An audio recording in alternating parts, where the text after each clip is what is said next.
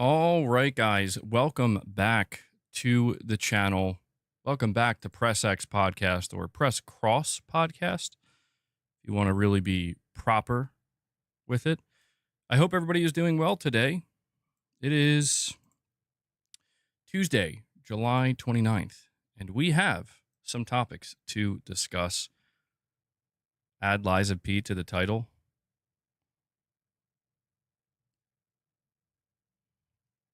Oh, hold on. PS Plus games, I assume?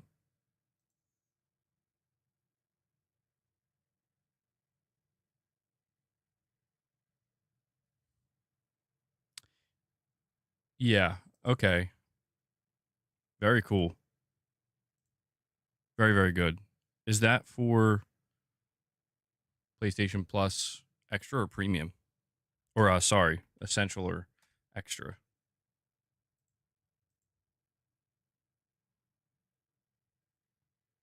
PlayStation Plus monthly games for August. Oh, okay. Ooh, that's a good one. Yeah. Liza P is a great title. Okay, we'll cover that in just a moment. We'll let more people file in.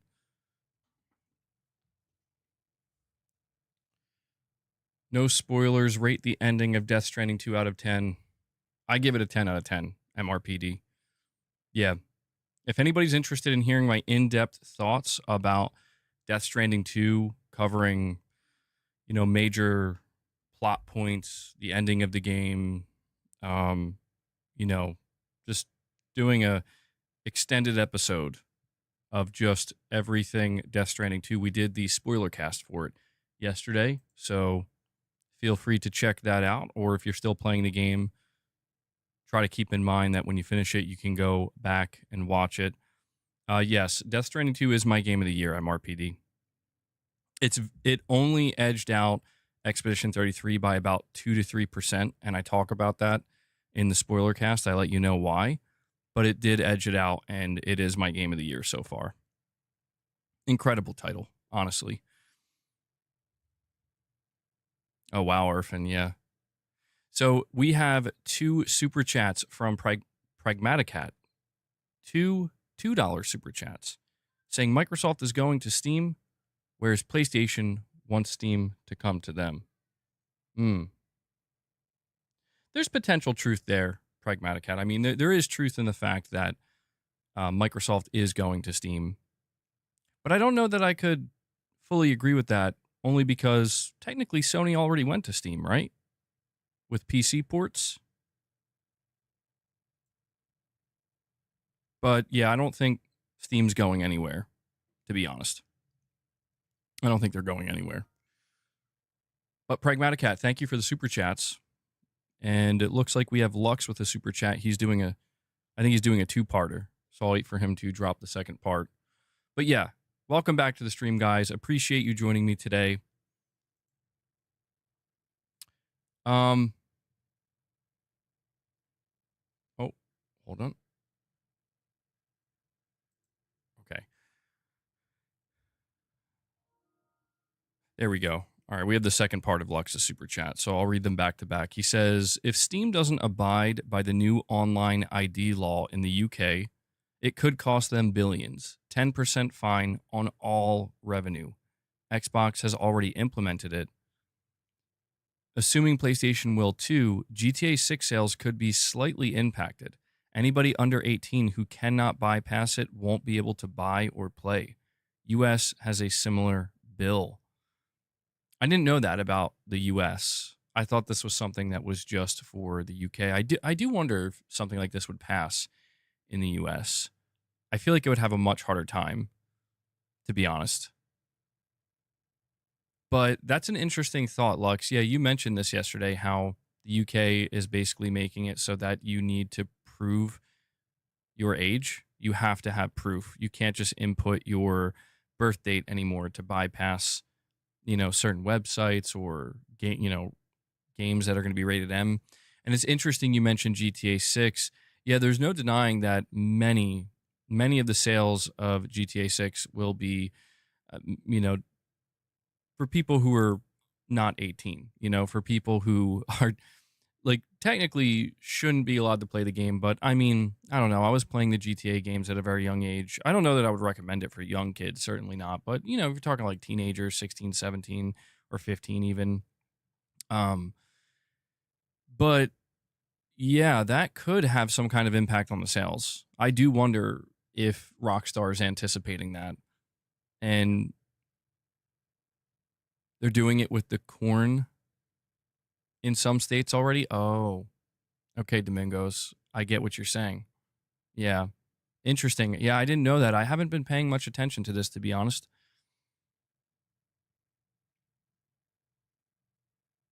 The bill for the U.S. is being pushed forward. Interesting. Yeah, I mean, that would definitely change some things up for some people. No doubt about that, right? There's no doubt that for quite a few people out there who are underage, this is going to change things for them. A little bit dystopian, perhaps, yeah. I mean, there is no denying that the internet has become a scary place where I can kind of understand for certain things why, like what Domingos mentioned. I could understand why they want to kind of crack down on something like that. But it is a bit dystopian, man. And it's one of these things where it's like, geez. Um, I saw this article. It was like the anonymous internet is dead now, or the UK has ended the anonymous internet. We'll see where it leads.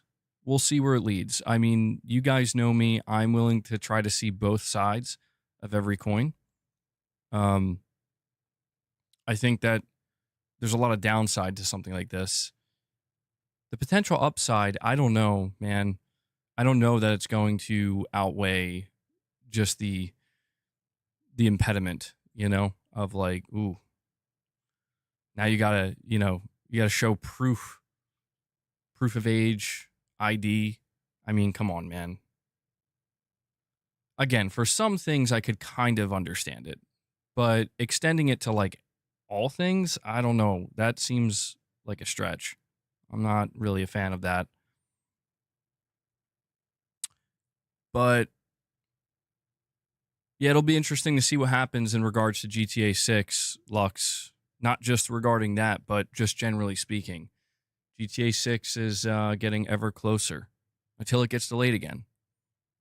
Then we wait some more. Yes, Sony is suing Tencent. We're going to go over these topics. We have Pragmatic Hat with another $2 super chat who says Valve doesn't own 99.9% of games on Steam. That is true, Pragmatic Hat. That is true. I will say, I mean, Pragmatic Hat, you're mentioning Valve, and Lux just mentioned that Valve, I guess as of right now, they are not abiding by the UK's law. I saw something pop up on this, like a thumbnail for a video. I didn't click on it, though. I probably should have. Maybe I'll go back and check it out. But that's really interesting to me. I do wonder, and maybe Lux can clarify this for me. Is this something where Valve is just late? They're just a little bit late to it, like they're definitely going to comply? Or are they actually resisting it and, potentially saying like, yeah, we will pay the tax or whatever, or the fine, I should say. So I guess that's all they would do. They'll just put a fine. Basically like a 10% tax is what it sounds like. Like if you don't abide by this, we're going to give you an extra 10% tax in our market, in this region. Yeah, that'll be interesting to see what Valve does. Yeah, I think it's safe to assume that PlayStation will do it. Microsoft did it. So it's probably just a matter of time. And this kind of puts a little bit of a pressure, I guess you could say, on these companies. Does PlayStation already have it? Oh, I'm not sure. I don't live in the UK, so I'm actually not sure. Lux said he assumes PlayStation will do it too. So I'm thinking it hasn't been implemented by Sony yet. MBG, I'm in the UK and you have to have ID to buy booze and chops.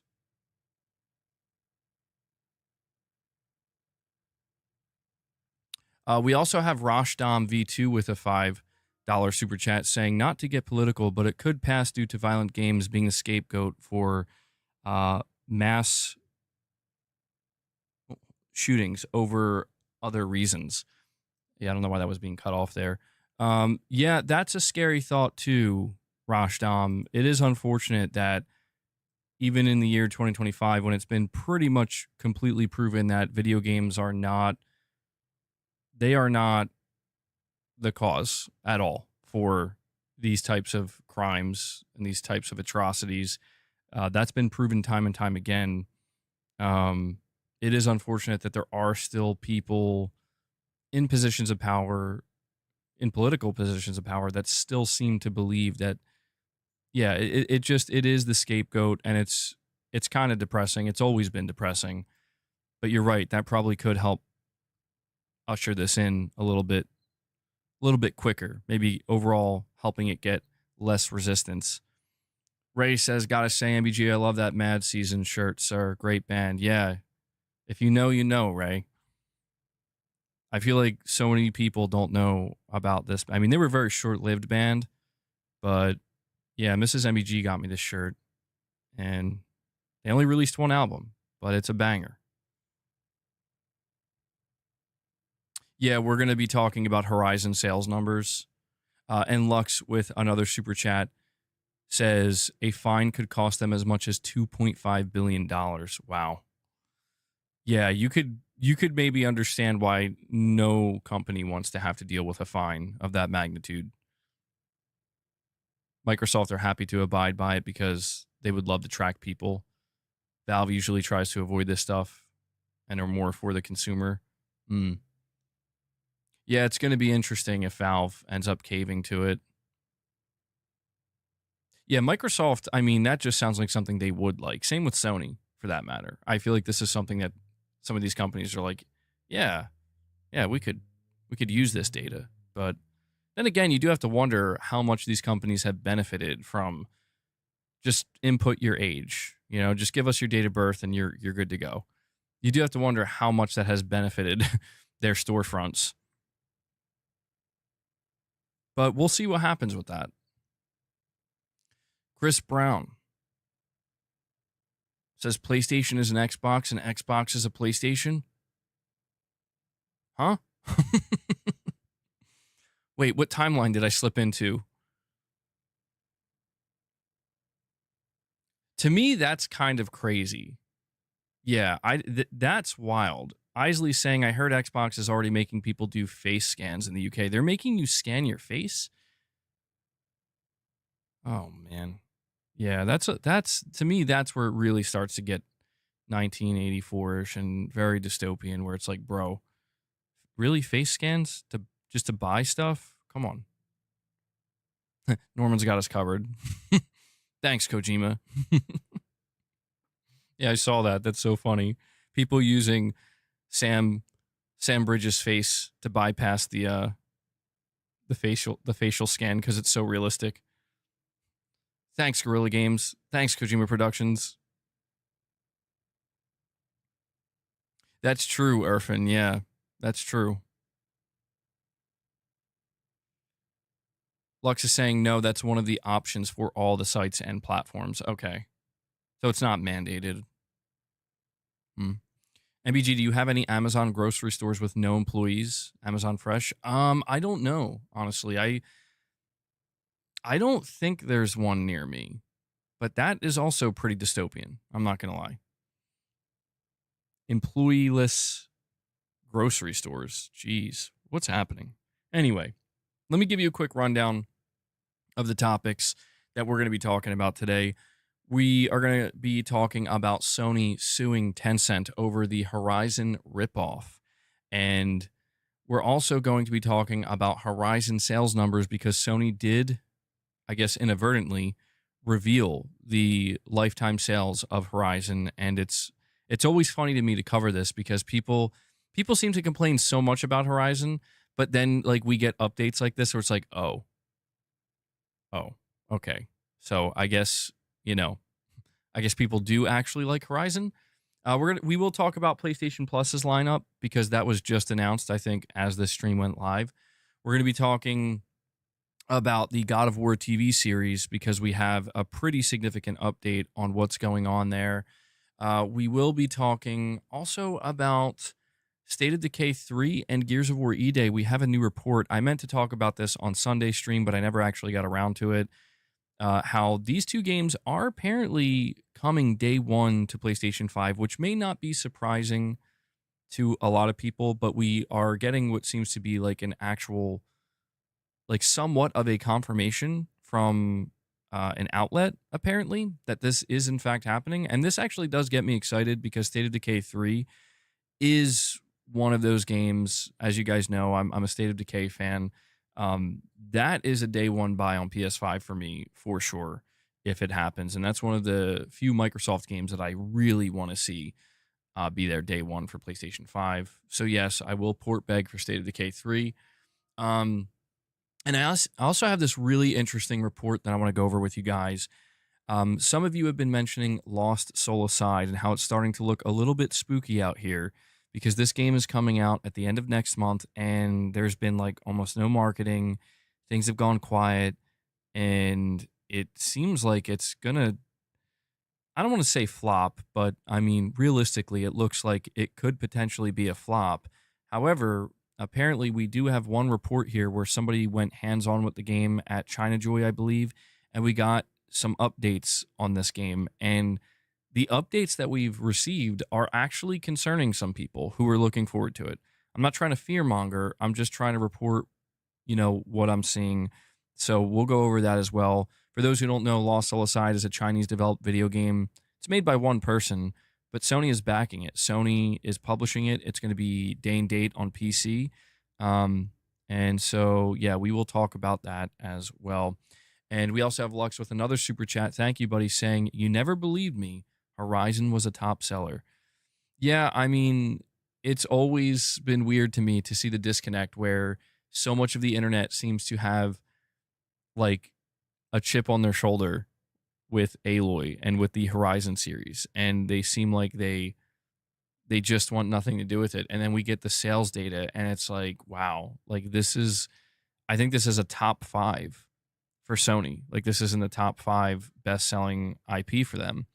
And so you can understand why Guerrilla Games, I mean, let's face it, as much as we talk about Killzone, as much as we talk about the prospect of Killzone coming back, Horizon has completely stomped sales-wise what Killzone did. I mean, Horizon has lapped Killzone probably multiple times over at this point. So you can understand, from Guerrilla's perspective, why they are like, why would we return to Killzone? Like we have a series here, we have an IP and a franchise that has done. I mean, I don't know what is the lifetime sales of Killzone? Let's see. Lifetime sales of Killzone. The lifetime sales are, well, it's not a public figure.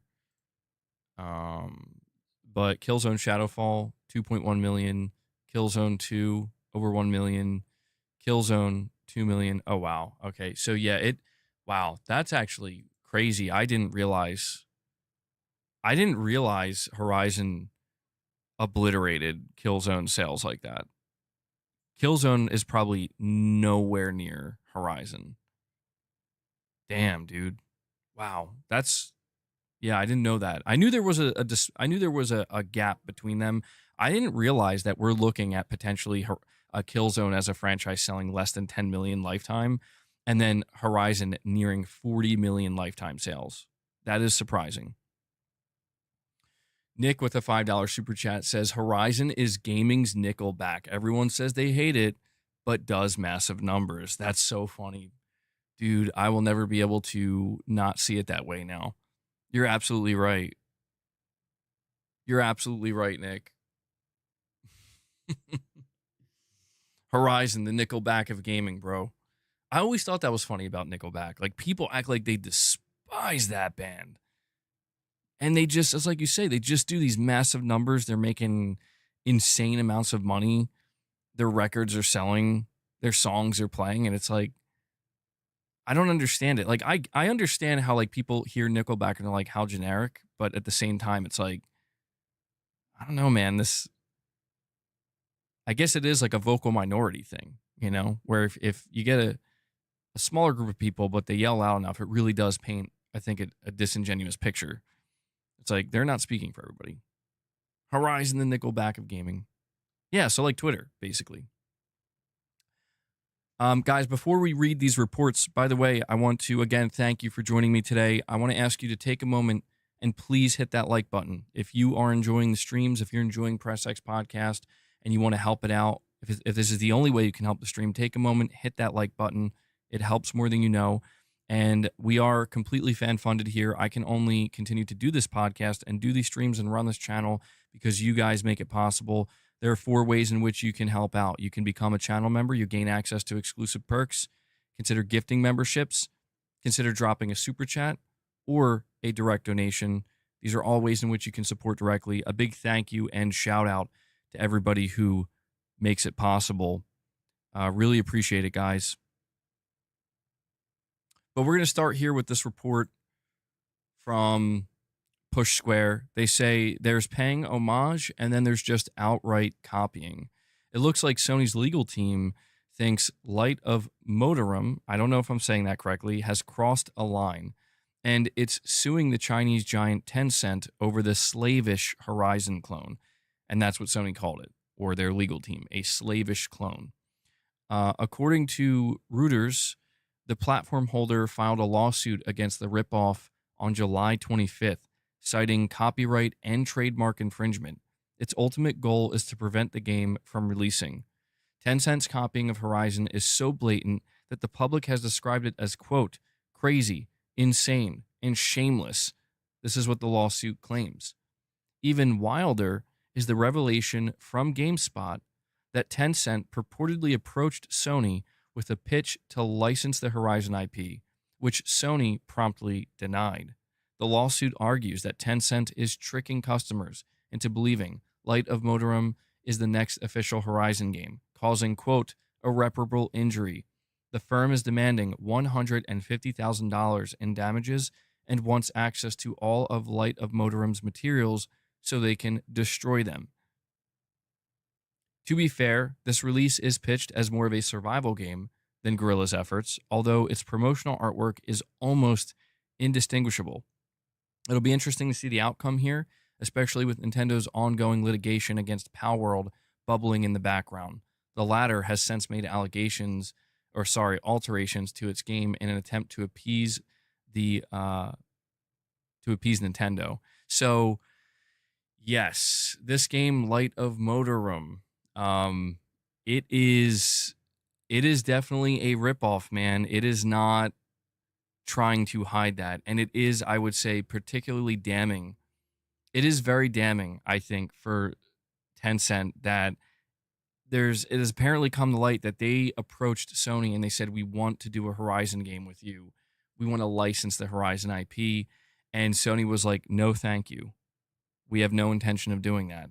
And so what does Tencent decide to do? They're like, well, we will make our own Horizon, which I don't think is a problem. And I'm all about the competition. Like, I actually will say that it would be good to have Horizon competitors because that may end up leading us to, getting better features or, different, more innovations for the Horizon universe, right? That Guerrilla, it's like, hey, maybe we could take that idea too because we didn't think of that ourselves. But when you look at Light of Motorum, the problem is kind of obvious where I do think Sony might have an angle here where I was watching the gameplay and it's like the gameplay is distinct enough. I think this is more of a survival game. And I don't think you could see the gameplay of Light of Motorum and be like, that's Horizon. You could maybe think that's a Horizon multiplayer game or something, but I think it's the art style. And there are just certain things that do look like a straight copy and paste of like, they're like, yeah, we want this to look exactly like Horizon. We want people to think this is Horizon.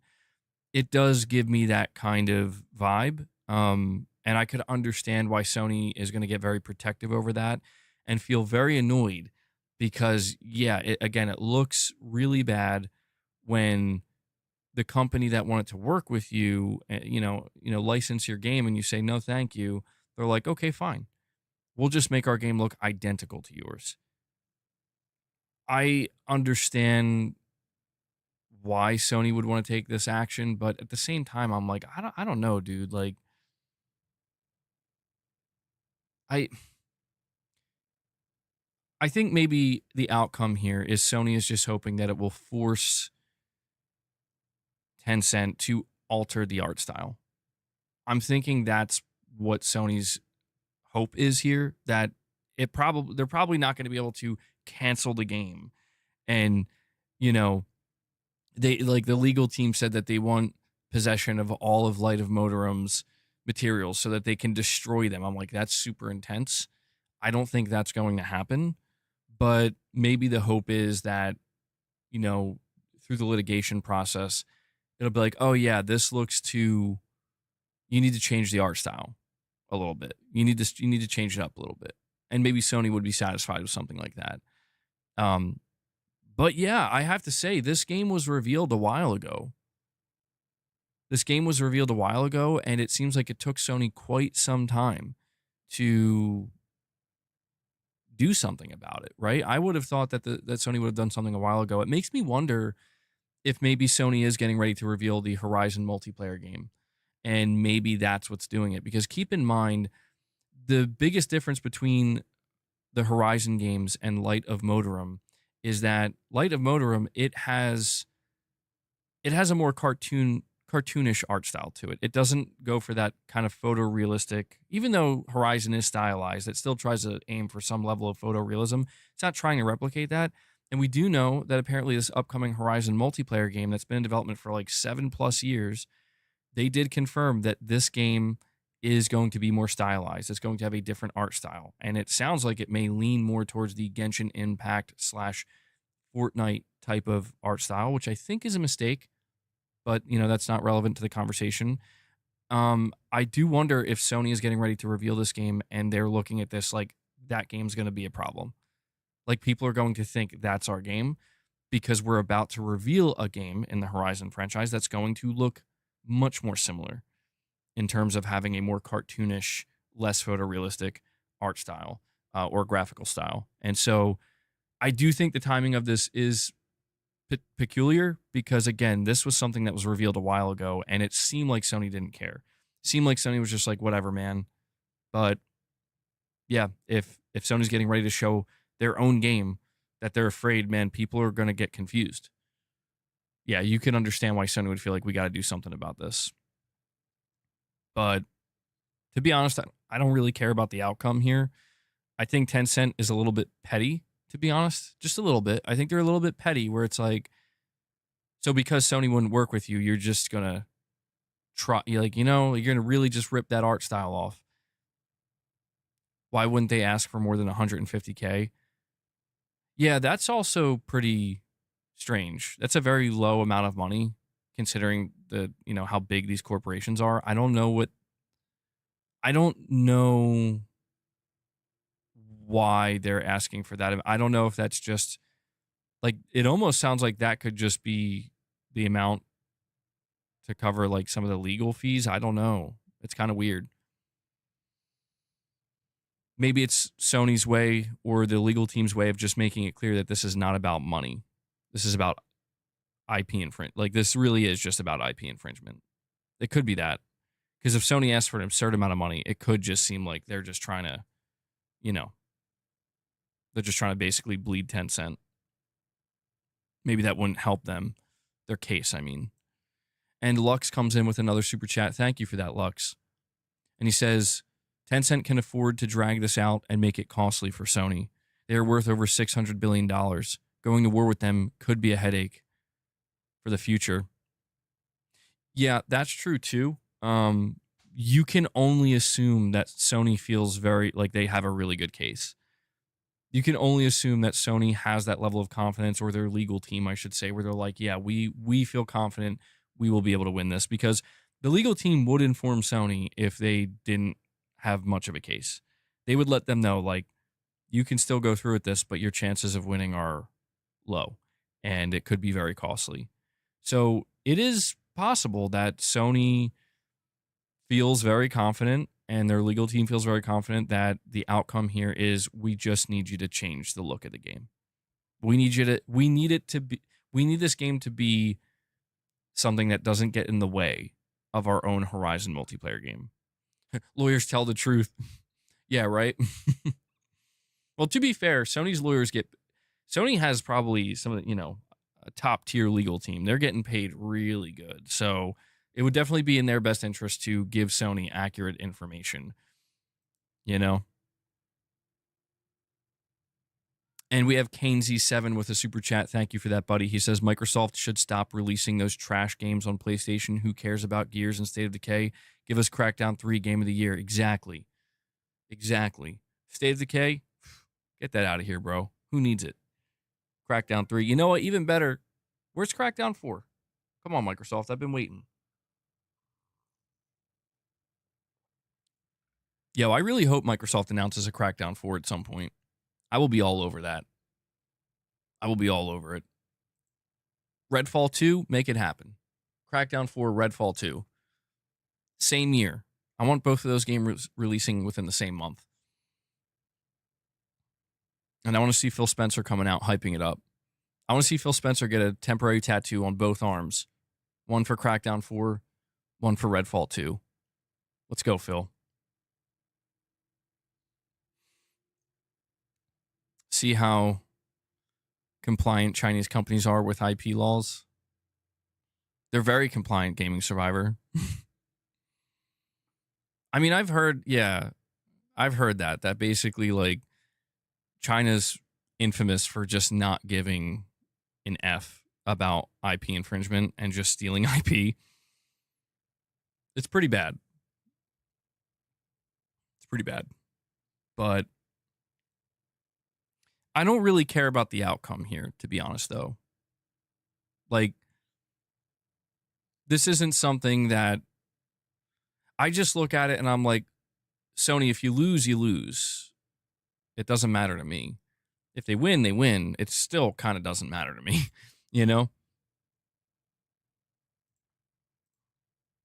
But it will be interesting to see the outcome here. Tencent will just make all Sony IP for the Chinese market. Oh, dude. Yeah, the top comment on the PS5 subreddit, some of the comments, let me see if I can find it. They were really good.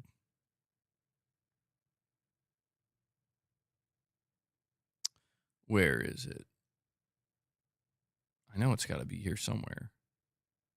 Oh, by the way, I'm going to throw this in here now because it's going to be August in just a couple of days. Jeff Keighley has officially confirmed that Gamescom will be on August 19th, and it will be 2 hours long.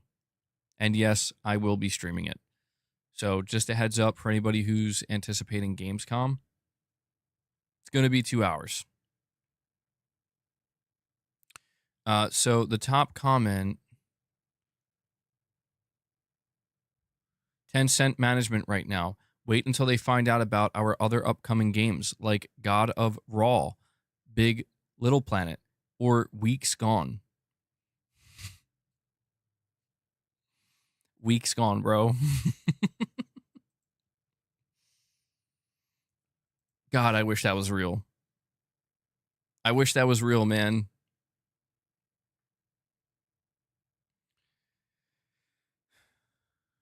Is that a Tuesday? August 19th is in fact a Tuesday. Yes. So Gamescom 2025, Tuesday, August 19th, 2 hours long. The First of Us.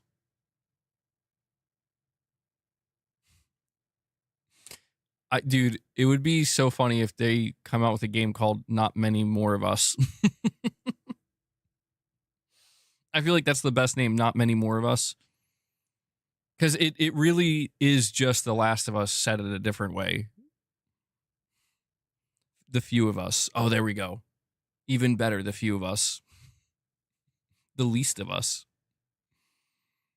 The least of us is cursed. It just sounds like you're saying The Last of Us wrong.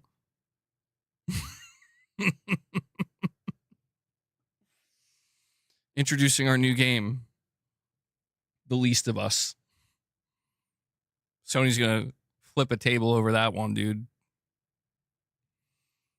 You think in the long term, companies like Tencent will produce the same product for cheaper? That will be interesting. I mean, I have to admit, looking at the gameplay of Light of Motorum, it doesn't look as good as Horizon. Like, I don't think Sony needs to worry. I understand, again, from the artistic style and the artistic standpoint and the visuals, I understand why they're like, this is just ripping off our in-game assets or whatever. But I was watching the gameplay and I'm like, it doesn't look bad, but it just doesn't look as good as Horizon, flat out. It looks, I'll be honest, it looks quite generic, frankly. It looks like it's trying to just be another survival game, but it is kind of like throwing that Horizon. I mean, the machines look very much like Horizon in that sense. Mr. B says Delta Force is a Battlefield clone, and it doesn't quite top Battlefield, but it's good for competition. I do want to try Delta Force, actually. That's coming to console next month, and I think it's free to play, so I'll probably give it a shot. And I think I would like to play the... They have a single-player campaign, right? That's based on the Black Hawk Down movie. Absolutely, I would like to play that.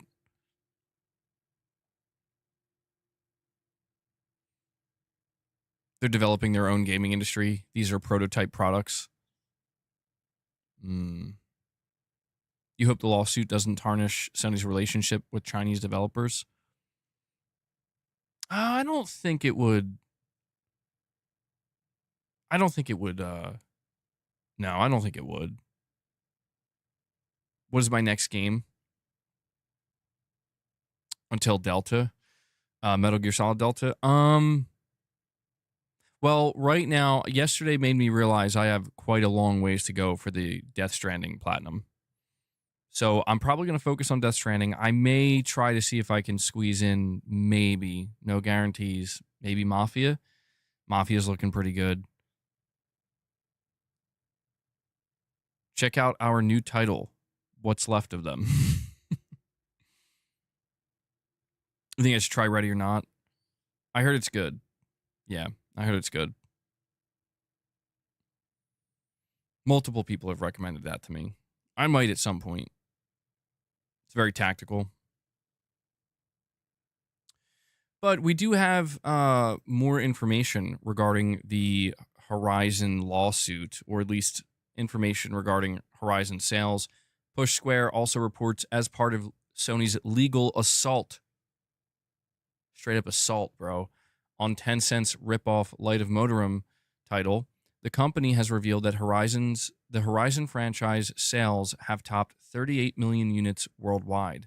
We last got word of Guerrilla Series' commercial performance in April of 2023, when the platform holder confirmed that the franchise had sold through 32.7 million units. This updated number means it's added another 5 million units to its tally in the 2 years since. In terms of new releases over the past couple of years, the platform holder has ported Horizon Forbidden West to the PC, shipped the spin-off LEGO Horizon Adventures, and even deployed Horizon Zero Dawn Remastered. So, said 5 million units will be made up of all of the above, as well as residual sales of any existing titles. Pretty impressive stuff overall. This would comfortably make Horizon one of PlayStation's best-selling properties, alongside the likes of Gran Turismo, over 90 million units sold, God of War, over 66 million units sold, Marvel's Spider-Man, over 50 million units sold, and The Last of Us, with over 37 million units sold. Sony rarely provides updates to the lifetime sales of its series, so many of the above numbers are likely outdated by now. And yes, this to me is one of the more interesting things we're learning from this. Horizon as a series has now sold 38 million units. That is across every Horizon game that has released, including the LEGO game, the PC launches, the remasters, the complete editions, and it is impressive There's just no way around it. Those are big numbers. Um, there are a lot of publishers that would love to have a series that could get almost to 40 million. And I do wonder if that's what Sony was waiting for. I wonder if Sony was waiting to hit the 40 million units sold, and then they would make that big announcement where it's like, we're proud to announce that the Horizon series has sold through 40 million units across, all games. So 38 million. I mean, you do have to wonder if the growth of this franchise is going to continue, if it's going to be able to match what we saw with Horizon Zero Dawn and Horizon Forbidden West. I mean, we know that Horizon 3 is in development. Horizon 3 will likely be a game that ships at the very end of this generation or sometime at the beginning of the PlayStation 6 generation. It will undoubtedly be a cross-generation title, and it will likely conclude at least Aloy's story. That's my assumption anyway. And I wonder what type of numbers that will do. I wonder if that will be able to propel the Horizon franchise to 50 million, beyond 50 million, perhaps. Or if we're going to find out that, well, by the time you get to Horizon 3, people's appetite, they're not as, they're just not as excited for Horizon 3 by the time it comes out in 2029, 2030, something like that. Maybe that's a bit long, actually. Maybe, I don't know, when do we think Horizon 3 is going to be ready? Because Forbidden West shipped at the end of 2021. I mean, yeah, we should be able to see Horizon 3 before the end of this generation, right? Like, that could be a closer game for the generation. Very interesting to think about that. Mr. B says Horizon 3 and Spider-Man 3 need to be more reinventive instead of being so iterative. I would agree with that. I think Horizon 3 is going to have a couple of tricks up its sleeve to really get people, I think, rejuvenated again about the franchise. I think it has its core fan base, but if they really want it to, if they really want it to maintain its success rate, I guess you could say, they're going to have to do a little bit more. They can't rest on their laurels. And Lux with another super chat. Thank you for that, buddy. He says 25 million Horizon Zero Dawn, probably 13 for the sequel. Big drop off. First one did well with it being new. Was one of the first ports to PC. It did over 3.3 million, but no legs. Yeah, I do think that is kind of the concern, right? Where it does seem like Horizon Zero Dawn did substantially better than Forbidden West. And Forbidden West was a really good game. I actually did thoroughly enjoy that. Did I like it better than the first one? There were some things about Forbidden West that I liked better than Zero Dawn. But Zero Dawn as a whole, I think I did enjoy more. And there is that novelty factor of like, oh, this is fresh. This is different. But yeah, you do have to wonder with knowing that Forbidden West did not sell as well as Zero Dawn. That's why I kind of call into question what we should really expect with something like Horizon 3. And that's why I think what Mr. B said is true. I think that in order for Horizon 3 to really win people over and kind of, I think, like I said, rejuvenate the Horizon series as a whole, Guerrilla's going to have to, they're going to have to pull off a couple of new tricks. And I don't think graphics alone will do it. I think they're going to have to do something maybe unexpected, but they're working on it. They've been cooking. I mean, you have to assume that they've been working on Horizon 3 for multiple years now. So they kind of already know what they want to do with it, unless they're running into development issues, but we haven't heard anything about that. We do know that they do have the Horizon live service game, though. So I wonder if basically what we're going to see towards the end of this generation is a big push for Horizon going into the PS6, where it's like, here's Horizon 3, the massive tentpole single-player game, the conclusion to Aloy's story, and here is the Horizon live service. So you can play Horizon forever. I could see that. That would make a lot of sense. By the way, guys, do me a quick favor. We have over 220 people here watching. Thank you guys so much for hanging out with me and tuning in. Take a moment, if you haven't already, and hit that like button. We're sitting at 63 likes. We could easily get to 69 likes. Let's make that happen. But when we get to 69, let's go past it. Let's not linger there too long. Let's get to 75, maybe 100. It helps the streams out more than you know. Aloy gets 3 games and Jin Sakai gets 1. Well, Sucker Punch did talk about that recently, and Sucker Punch did reveal that, you know, they're kind of obsessed with origin stories. That's what they said anyway. You know, they said there wasn't any major reason why they decided not to continue with Jin Sakai other than that pretty much every game they've done outside of, I think, the Sly Cooper series, ever since they took on Infamous, they always kind of, I don't know. Well, wait, hold on. I don't think that's true, is it? What about Infamous 2?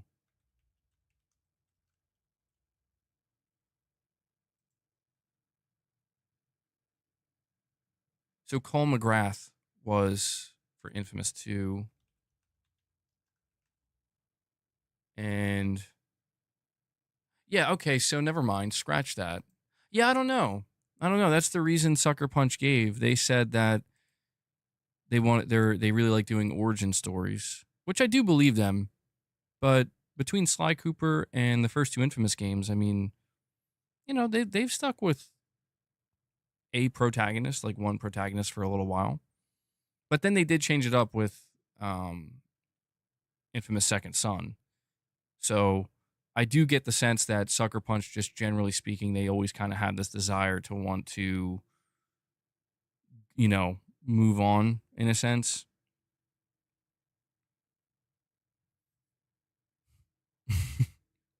I mean, we'll see. I've been seeing a lot of discussions about the new character Atsu, and just judging the game itself, like talking about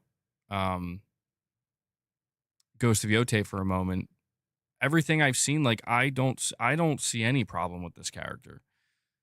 She's very quiet, honestly. Like she's a quiet protagonist.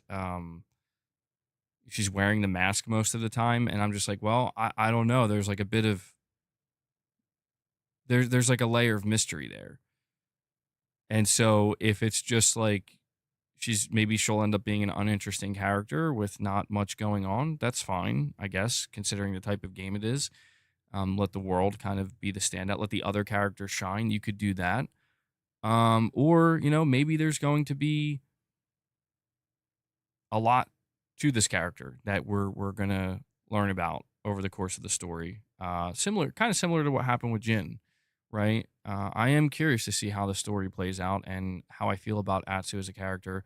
I still do feel very much like there's just no way that Atsu will be able to I don't think Atsu is going to be I'm not going to like Atsu as much as Jin Sakai. That's my assumption. I really like Jin. I really liked his arc. I liked his story. I liked his progression. I liked the ending. I liked his struggle. I will say when it comes to Ghost of Yotei, there does seem to be, remember I'm saying this, there does seem to be something they are seemingly hiding with the story. A bit of a twist potentially. And Ray comes in and kicks off what will hopefully be a membership train. Ray comes in and he drops 5 membership gifts on you guys. Ray, thank you so much for that, man.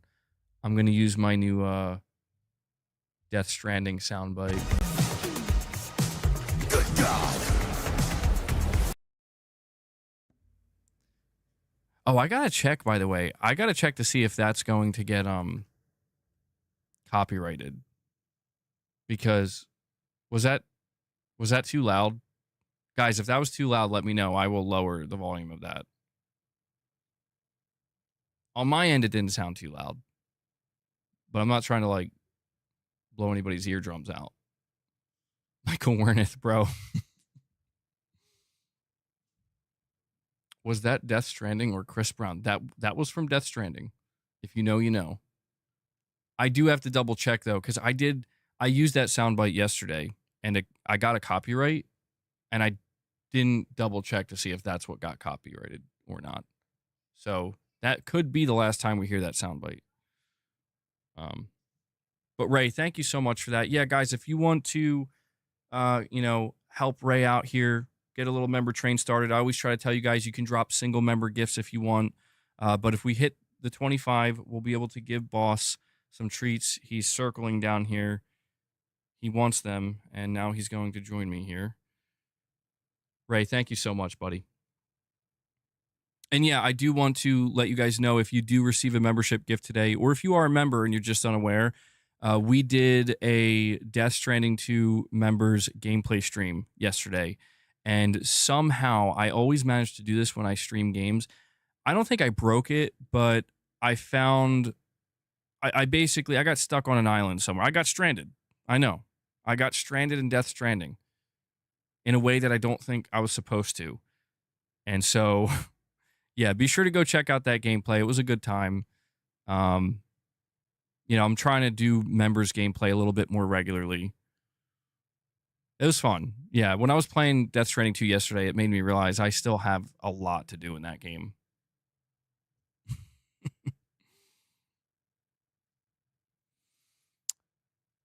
Carl says the Horizon 3 story could be amazing.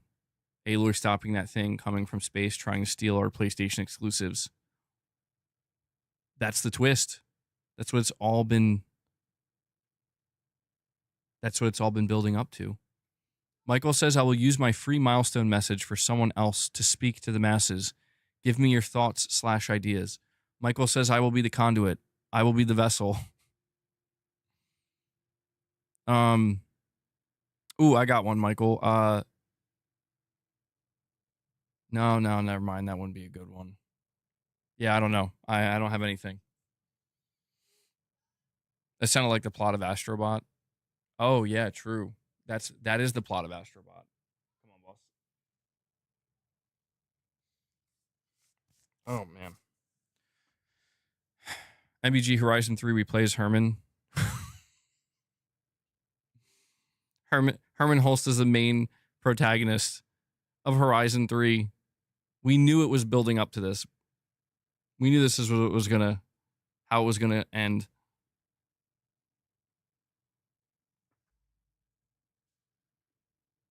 Should I play Uncharted 4 or Horizon Forbidden West next?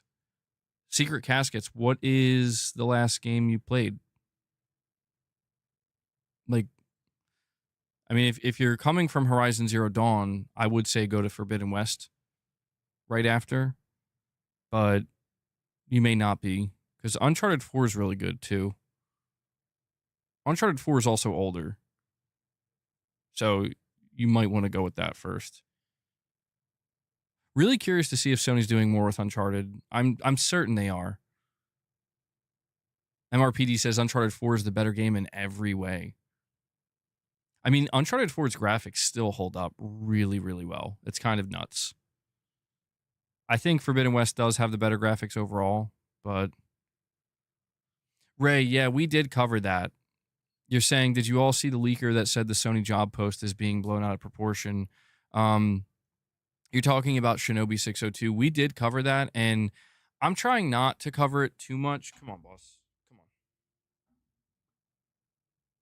I'm trying not to put too much focus on it because, like, people don't, for some reason, like, people just want to reject that.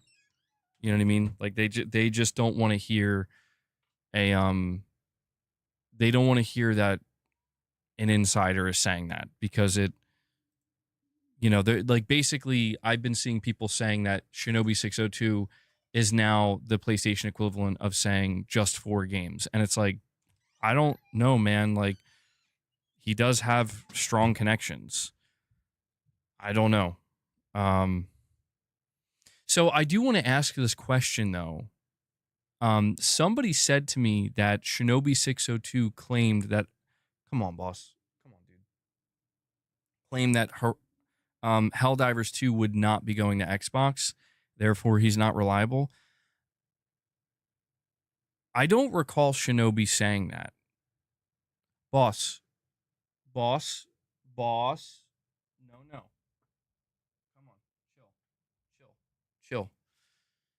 Come on, guys. We got to get a move on with those membership gifts. We got to get 20 more because he's doing it again.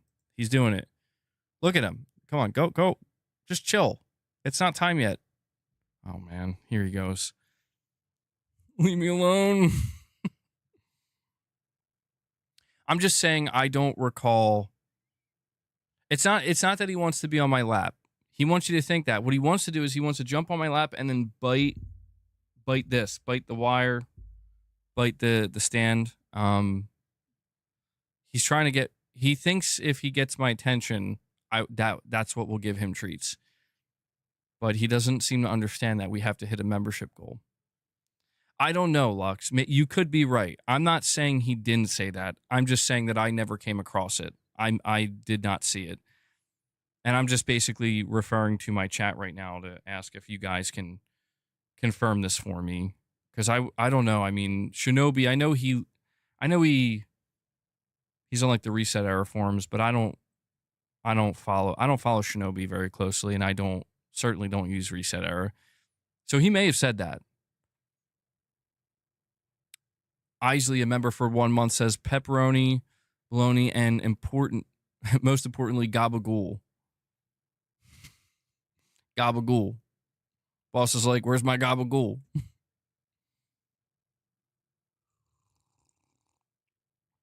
Benino says, in my opinion, Sony isn't going to build a team for just 1 or 2 games.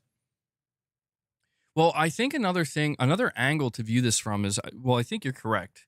I don't think they would build a new team for just a couple of games. It makes me wonder if Sony has much bigger plans for live service games than we might realize. Because everybody's focused on the single player side, and I get that. I understand why. But there's also another angle to this where it's like, we know that Sony is all in and has been all in with live service. We know that a lot of their live service games ended up getting canceled. Our assumption is that, well, they're backing off now. They learned their lesson the hard way. Now I'm beginning to wonder if it's like, no, actually, we're going to, like, more than half of our output from now on is going to be live service. Like, not just this year, not just next year, not just 2027, but perpetually. Like, by the time we get to the year 2033, Sony's still going to have multiple live service games in development. New teams, new projects. I was thinking about it from this angle where it's like, if you're talking about a truly long-term, well, they do say in the job listing, by the way, they say it's mid to long-term. And again, they don't explicitly say whether it's live service or single player. And I'm not trying to get into that whole conversation again, but just something to add to that is I do wonder if the idea is like, yeah, live service games are going to make up literally more than half of our development pipeline. And so we're going to need a team to manage multi-platform because of that. I don't know. Some people will say that's cope. I don't call it cope. I look at it as it's just a possibility.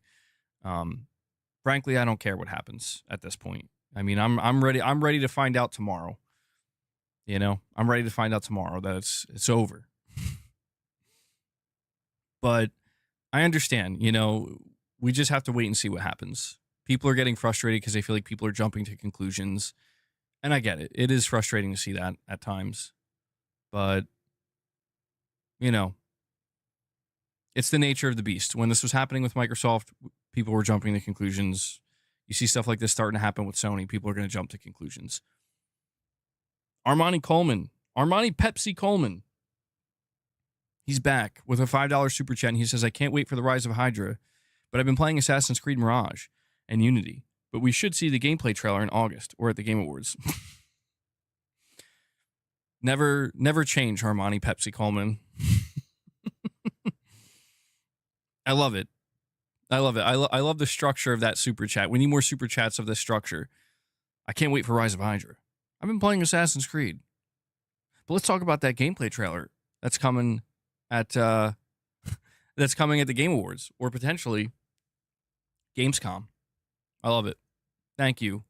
Thank you, Armani Coleman. I appreciate that, bud. There is no more Xbox going into next gen. That's what do people not understand? One good thing if this happens, MBG, is that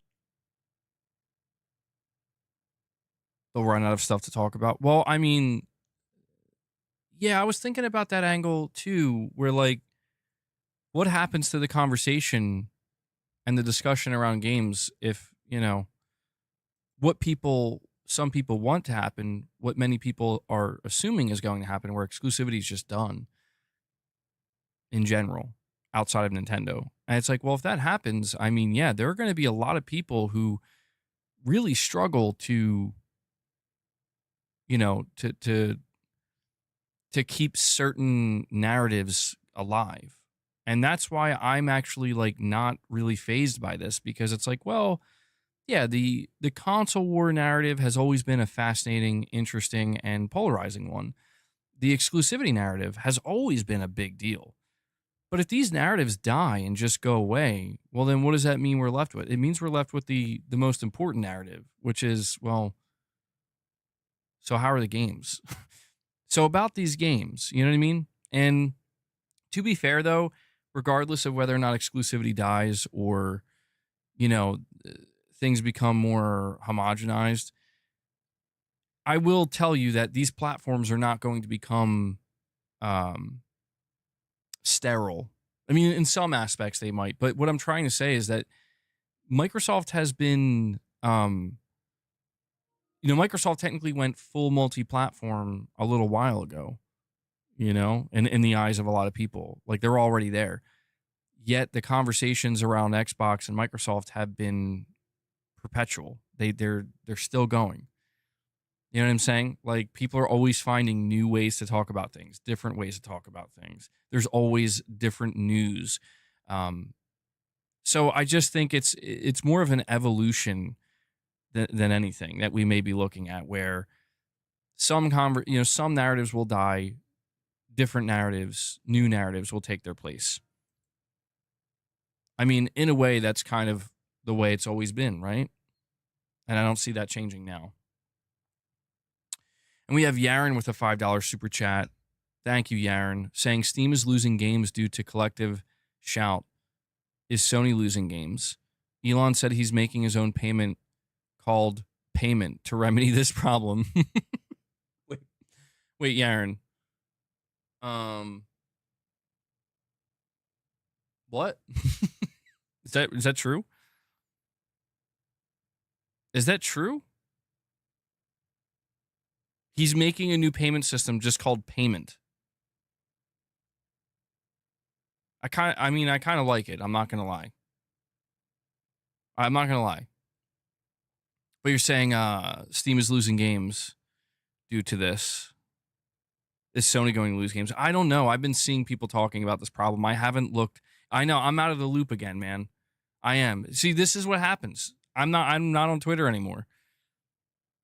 I mean, I don't know that this information is vital, but if anything, it makes you guys just that much more important, right? You guys are going to keep me informed. You guys are going to keep me in the loop, keep me, I'll be on the need to know basis.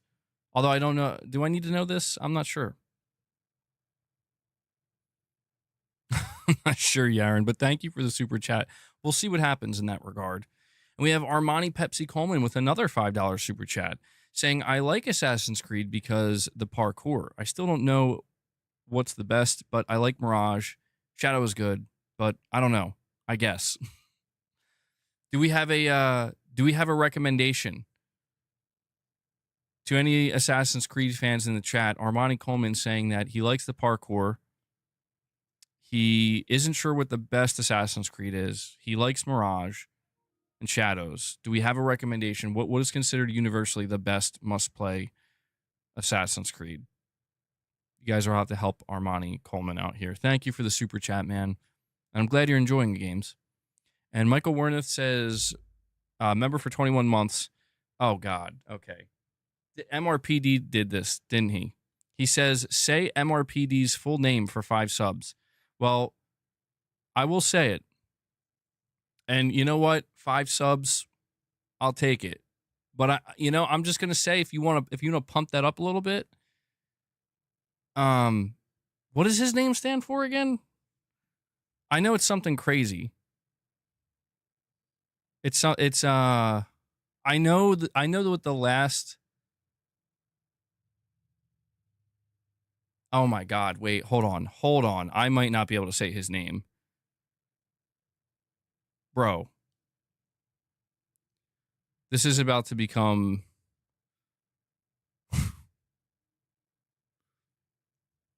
Isn't it like? Oh no! Okay. I think I got it. Capone's like, bro, you're dropping the ball. I really hope none of my family members are watching this. Or, God. Garrett, did you know that MRPD's name stands for Mr. Pussy Destroyer?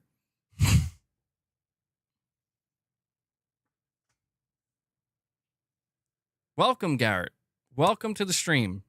I'm so glad you could join us.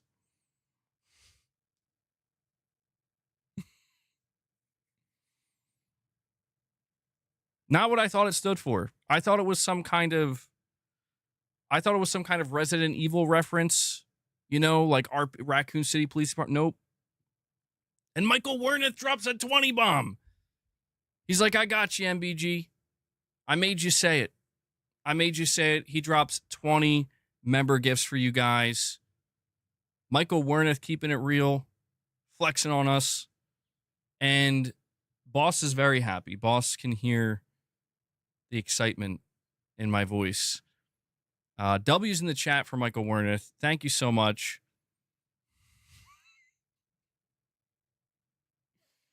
Oh, well, hey, this is one way to get gifts for the community here. And MRPD, Mr. You know what?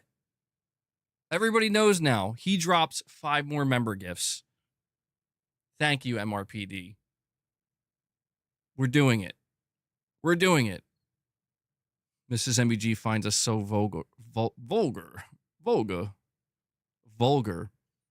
It is a vulgar name. Dude, when I learned that about MRPD, I was like, man, that might be one of the last things I would have ever thought when it comes to what his name stood for. But MRPD says, Shadow Link, it's your turn. Shadow Link is sitting there sweating. He's like, oh, man, not again. Yeah, that one was always tough, Wes. I don't know if he's here today. Fishy. I always struggled saying the full name because I'm just like, this isn't good. But here we go, boss. Boss, do you read me? It's time to feed the beast. And again, I want to remind everybody, if you were lucky enough to receive a membership gift, make sure you go check out some of the exclusive members content. You gain access to the members lounge. We do member exclusive gameplay. We'll probably have another members lounge we're doing this week. So please look forward to that. There you go, man. And boss, thanks you guys. Shadowlink says, what do I drop? I can't do a 50 yet. Well, I mean, dude, honestly, Shadowlink, you don't have to feel pressured, man. You guys only donate to the channel donate to the channel responsibly is what I want to encourage. But if you do choose to donate anything, anything's good, man. Everything helps. People drop single gifts, people drop 5, people drop 10, 20, 50. Anything helps. And MRPD says, all right, guys, I'm going to go enjoy. I'm going to go play Death Stranding 2 and see where it takes me. Yeah, enjoy it. I will say, MRPD, before you go, people were telling me leading up to the ending of Death Stranding 2 that it's going to get crazy and it's going to get real good. And I got to say, like, it's true. It's true. So you said, I think you're on chapter 9 or 10. You're getting there, man. Enjoy the ride, because it is now my game of the year for sure. Oh, by the way, I want to make sure to shout out Irfan in the chat, because Devil Shooter was not able to do the timestamps for yesterday's spoiler cast because he didn't finish the game yet. And I told him he did not have to do the timestamps for it. Irfan covered Devil Shooter and did the timestamps. So they're pinned. They should be pinned on the comments. So thank you for that, Irfan. I really appreciate it, man. Definitely didn't expect that.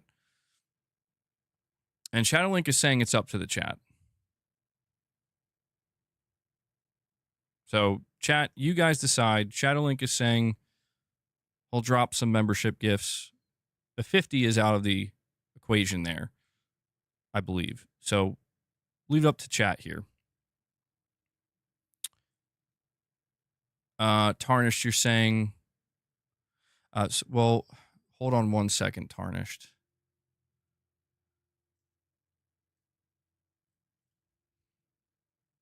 Everything...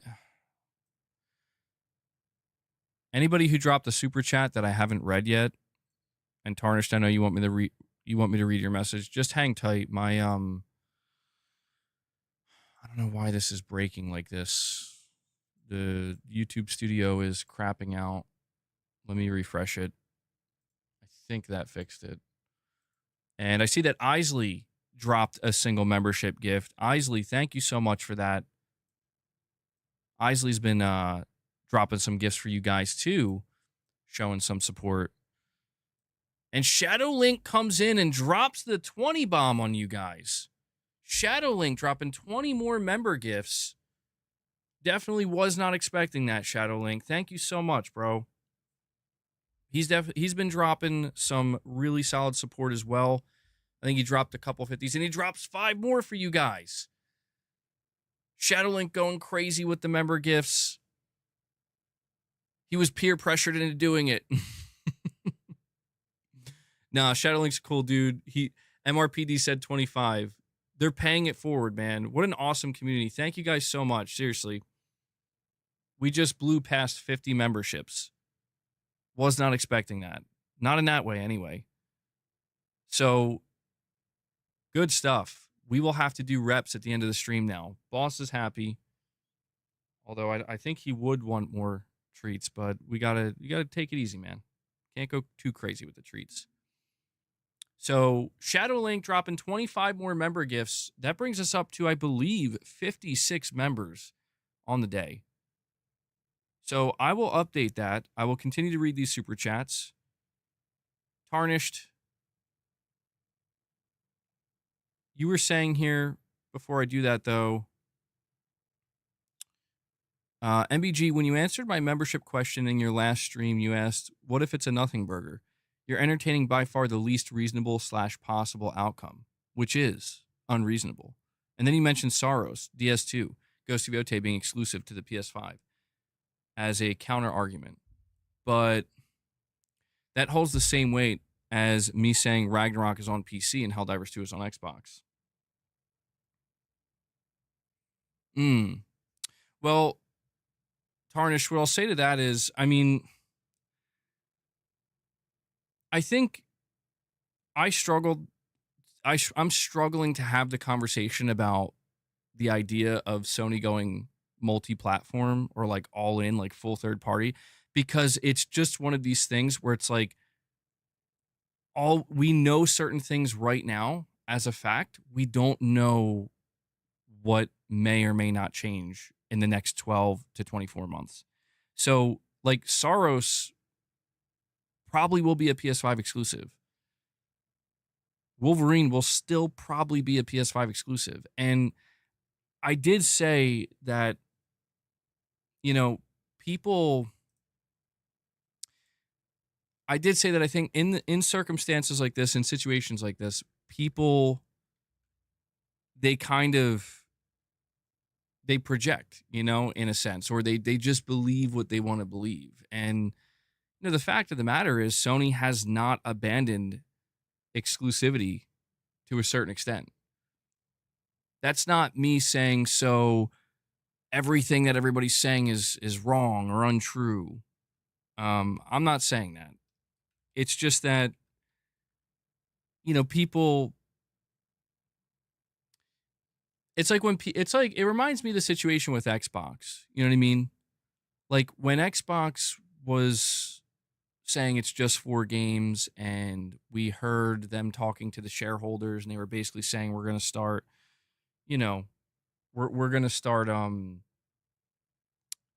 taking a more multi-platform approach. I mean, the reality is a lot of people did jump to the conclusion and they were like, it sounds like full slate. And I get it. Like, I totally understand that now that the shoe's on the other foot, in a sense, it's like now the same thing it's going to come back around. You know, what comes around goes around, right? Or what goes around comes around.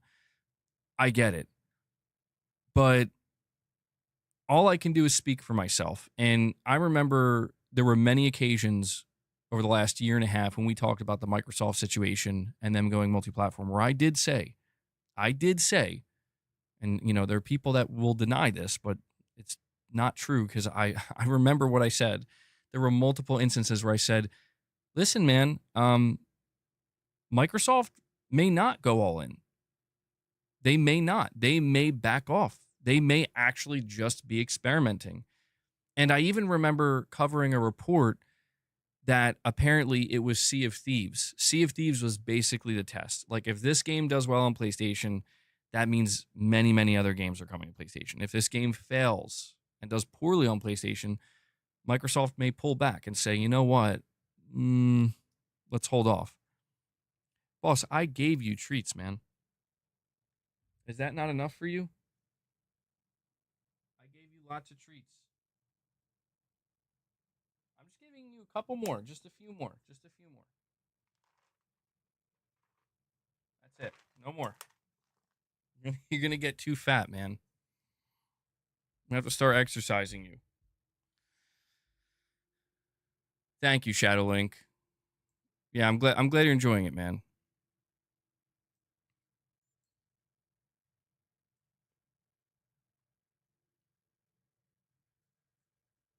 So, you know, I think when we have these conversations and why talking about a job listing, right? The reason why it becomes, I don't say stressful, but convoluted is because I think a lot of people, they want to talk in a future tense.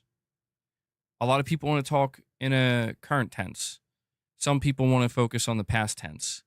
And I think that's what makes these conversations difficult, right? Is if we're talking about the future, the reality is nobody knows. Everybody's going to take their best guess and they're going to argue why they're making that assumption. I think Sony's going to go full multi-platform. Here's reason X, Y, and Z. I think Sony's not going to do that. Here's reason X, Y, Z. Here's what Sony themselves even said. Even though we know that that can change quarter over quarter, right? When we talk about the current stuff, if we're talking in the current tense, you know, people, if I say to you that Death Stranding 2 is a PS5 exclusive, there's going to be people who their instinctive immediate reaction is, no, it's coming to PC and probably Xbox, you PlayStation fanboy. You have no exclusives. Exclusivity's dead. I'm not interested in that. Like that type of response, that type of reaction, that's not conducive to an actual conversation or discussion. That's somebody getting triggered and getting mad over a fact. I'm not interested in that. Just like I'm also not interested, frankly, in the belligerent PlayStation fanboy. That is like, I'm done with PlayStation if they do this. Where it's like, I can understand that and that's fine, but I'm not having a discussion about that. You know what I mean? Because those two things are too similar to one another, where you have somebody getting a visceral emotional reaction because the idea of a game being exclusive angers them, and somebody appreciating that game being exclusive angers them. There's another visceral reaction of somebody getting angry, justifying their anger and their rage or frustration or their animosity even because a game is not exclusive. And to me, both of those things are nonsensical. Those are the narratives that if they died tomorrow, I would celebrate. Because those narratives don't leave any room for actual decent discussion. You know what I mean?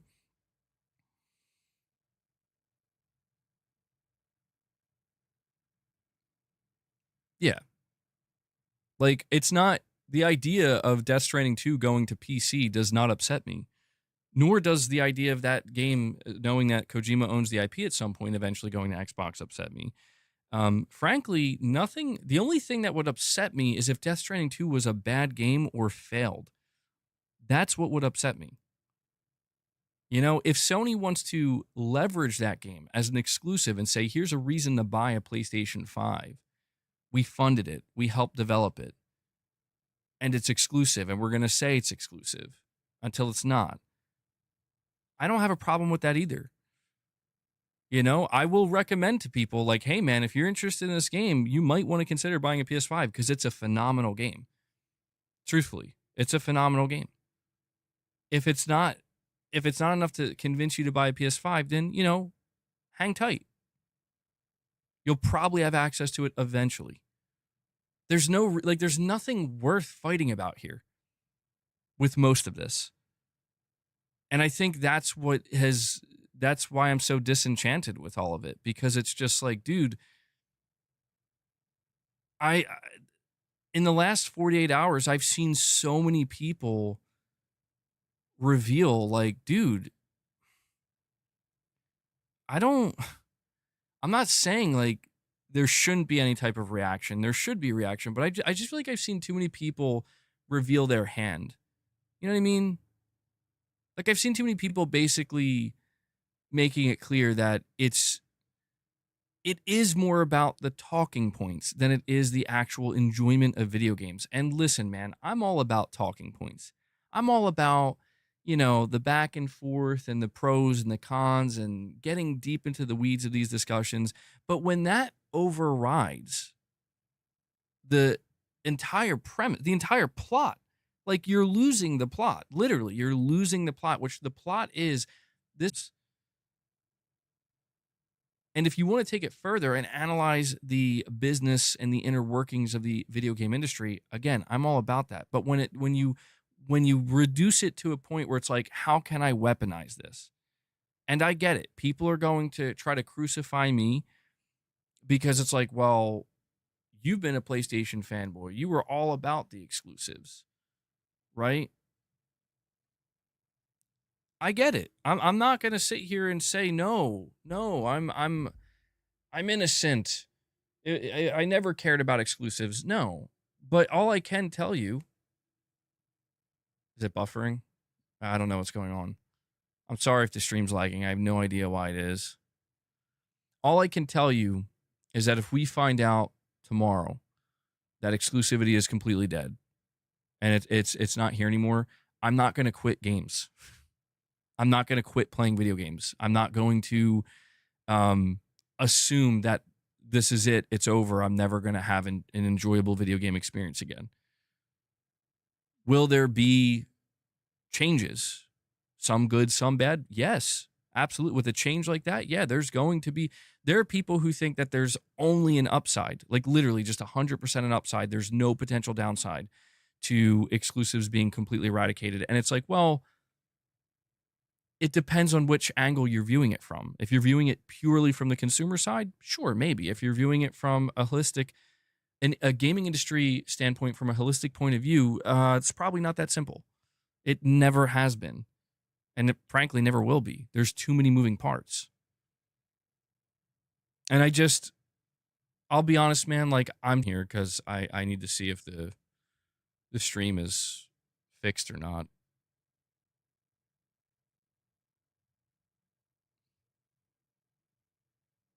I don't think I could reset the modem.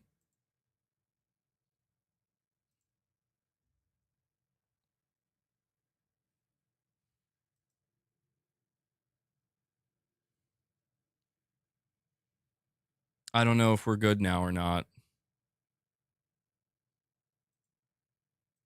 You guys will have to let me know. I mean, it says to me the connection is excellent, but people are telling me it's buffering.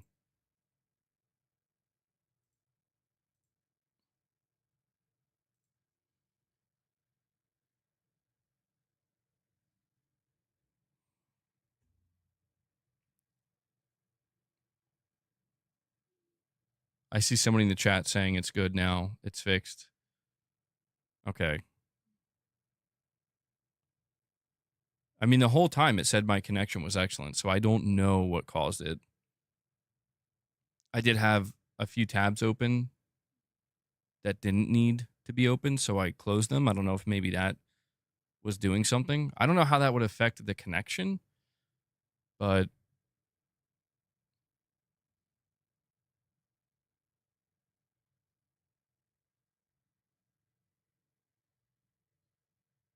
Tarnish, you're saying, but exclusivity is a huge important matter. It defines a console platform and as a brand. That's why it gets discussed a lot with fierce and rigorous conversations. It's a very hot topic. I understand. I do. I think just what throws me off, to be honest, Tarnished, is I do enjoy those conversations, or I used to anyway.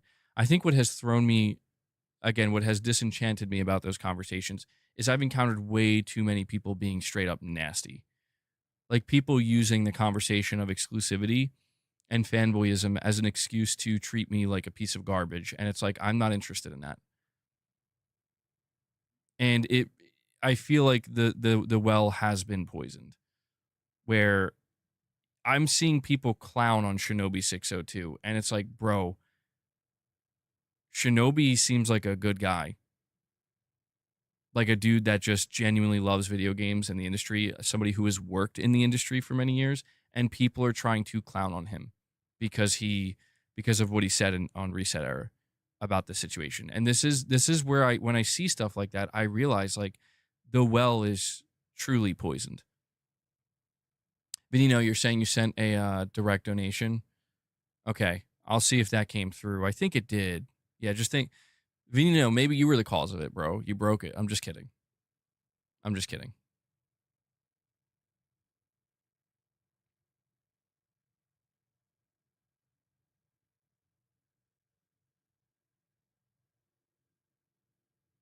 I appreciate that, Tarnished. Yeah, I'm a little bit behind on a few super chats, not many. So I'm sorry to keep you guys waiting. But apparently the stream was having some issues there. So Venino did send a direct donation, a $4 direct donation. Thank you for that, buddy. And he says, what PlayStation 6 will offer? Xbox will offer a hybrid console with Game Pass and Steam and Nintendo exclusives. I think, I don't know about that. Or wait, hold on. Trying to understand what you're saying here. Oh, I understand. So you're saying Xbox will offer a hybrid console with Game Pass and Steam. Nintendo is going to offer exclusives for their console. What will the PlayStation 6 offer? So that's a perfectly fine question, dude. Honestly, like that is a perfectly fine question to ask, where it's like, yeah, Sony, if you really do, if Sony does jump the shark and go all in, no more exclusives. The question, what exactly is the PlayStation 6 going to offer? Because you would think at the baseline, there will be exclusives. And that's one of the reasons why I'm not completely sold. Certainly not, I'm not completely sold on anything right now, to be honest. I am definitely the person that's like, hey man, nothing could surprise me at this point. But yeah, there is the fact of the matter that Sony's going to have to offer, they're going to have to market the PlayStation 6. And you would think, based off of how they've marketed every single PlayStation console in its history, that there will be some level of exclusivity. That would be quite surprising if that just didn't exist at all.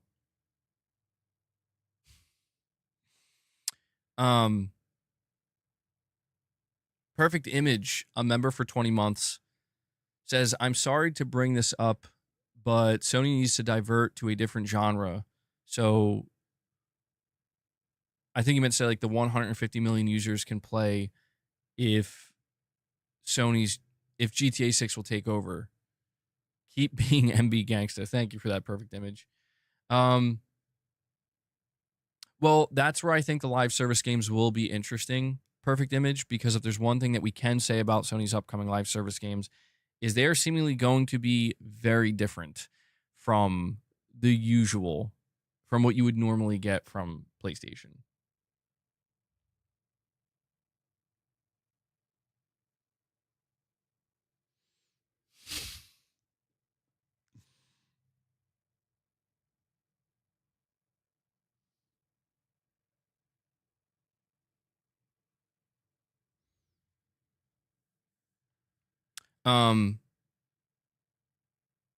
Yeah, perfect image. What you're saying here, I think Sony will have a more diverse portfolio of games than they ever have. I'm not saying that's going to please everybody. I think it's the opposite. Having a more diverse portfolio means you're going to try.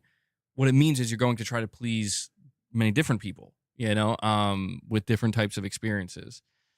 But yeah, some of us are probably going to be let down by some of these games that we're going to see. But I think Sony will continue to produce the games that we've come to expect. No, the new poster did not come in yet, Ray. I'm still waiting patiently. I'm hoping it'll be here soon. It should be here any day. Yaren says with a $2 super chat, oh, I'm sorry, this was a correction. X payment. Sorry, LOL. And Ichio lost thousands of games. So it's called X payment. Okay, that makes more sense. I thought when you were saying he wants to roll out a new payment system, it was literally just going to be called payment. X payment. Okay, that lines up. And we have Lux with another super chat saying, these things may seem unimportant now, but the games being taken down or censored allows them through the door. Then games you do like get targeted.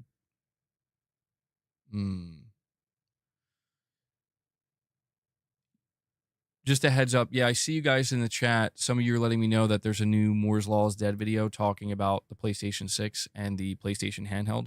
I don't know if we'll check that out during this stream, but that very well could be the main topic of discussion for tomorrow's stream.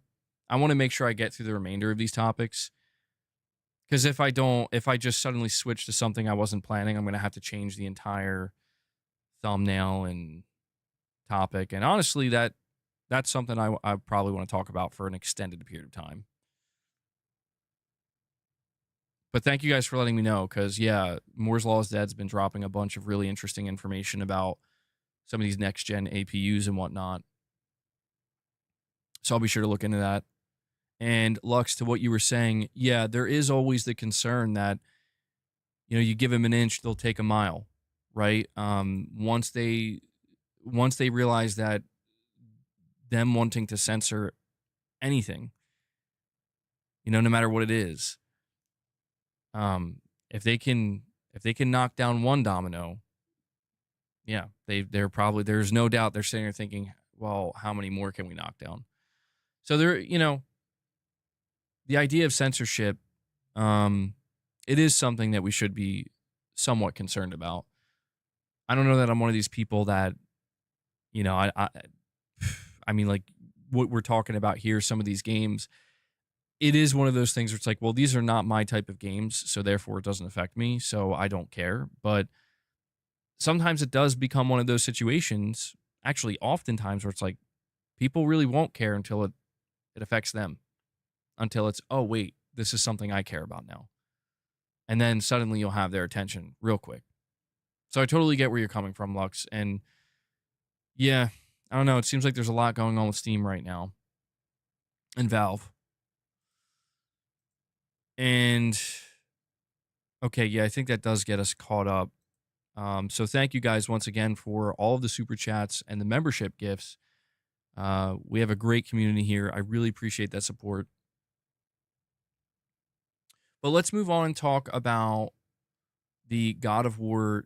So we have two main topics that we still have yet to discuss. I want to talk about this God of War TV series. It could be the most cursed thing ever, or it could be amazing. I'm not sure, but we have new official details about what's going on with this show. And I also want to talk about this report of Gears of War Eday and State of Decay 3 dropping day one on PS5. They start by targeting legal adult games, then come for the horror genre next. I mean, I hope not. I hope not. Pedro Pascal is Kratos confirmed. Somebody said that. Yeah, Pedro Pascal is Kratos. Oh boy. God, they wouldn't do that. No way. I could see Pedro Pascal in different roles, but certainly not as Kratos. Lux says horror has been targeted already. That's true. That's true, yeah.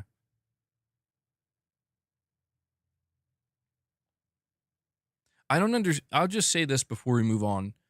I don't understand how we can live in this world where, like, if you go on Twitter, nothing's censored on Twitter, practically.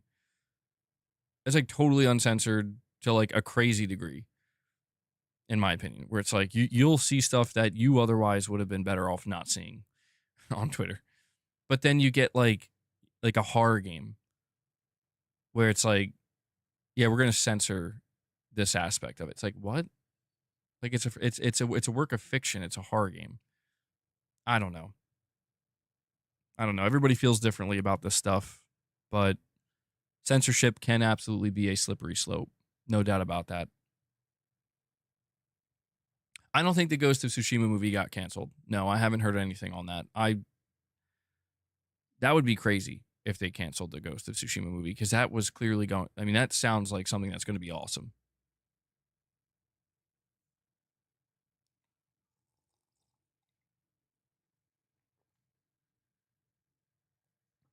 All right, so let's talk about this God of War TV series.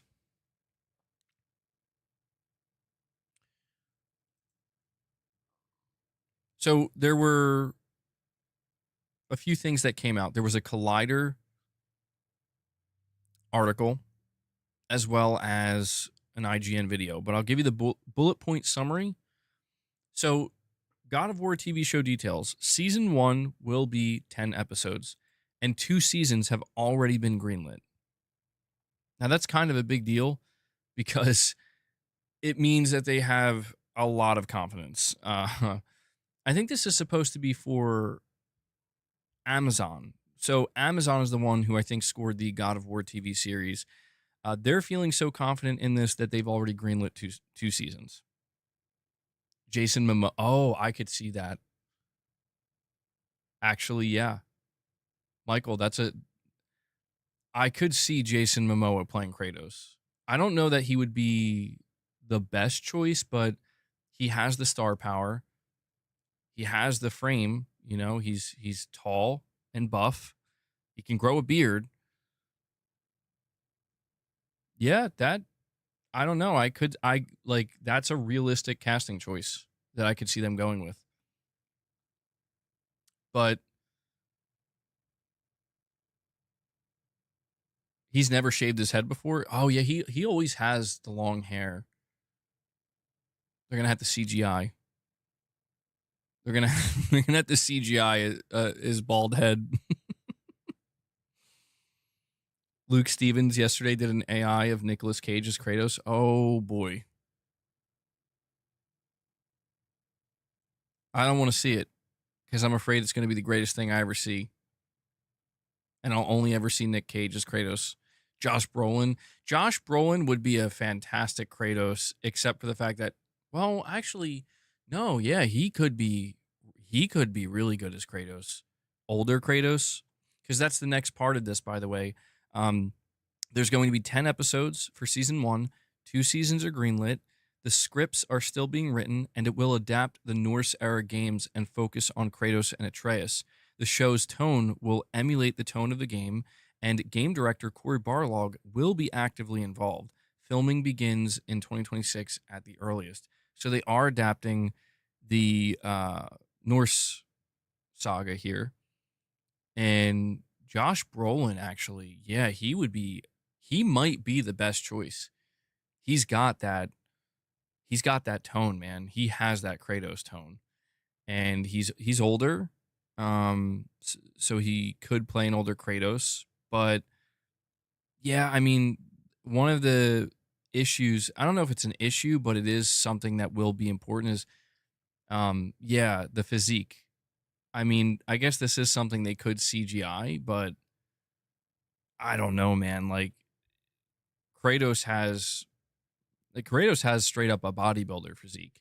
So, I don't know that you need somebody to literally match Kratos one for one in terms of the physique, because it's kind of unrealistic. I'm not going to lie. Kratos' physique is a little bit unrealistic for most people, for like 99% of people.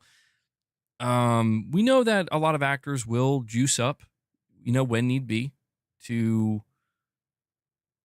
You guys think Kratos' physique is not unrealistic? Bro, if you're talking training naturally to get to Kratos' physique, that's got to be your life, dude. You got to be checking off every single box every single day. Mainly because Kratos is also shredded. He's shredded too. That's the difficult part. I mean, bulking up like that, a lot of people can do that naturally, but to bulk up like that and maintain, Kratos has what, Kratos probably has 8 to 10, probably less than that, but maybe 8% body fat or something. That's really difficult. That's really, really difficult. But he is a god. Yeah, either way, he's got less than 10% body fat. That shit is not easy. That is really hard to maintain that level of. To be honest, most people just simply can't do that naturally. 99% of people cannot bulk up. They can't gain that much mass, have that much muscle tone, and simultaneously have that low of a body fat percentage naturally. Most people need to be on steroids to do that. Some kind of substance. With mass amounts of supplements and an absolute neurotic approach, maybe you could do it, but it will probably be short-lived. You definitely can't maintain that.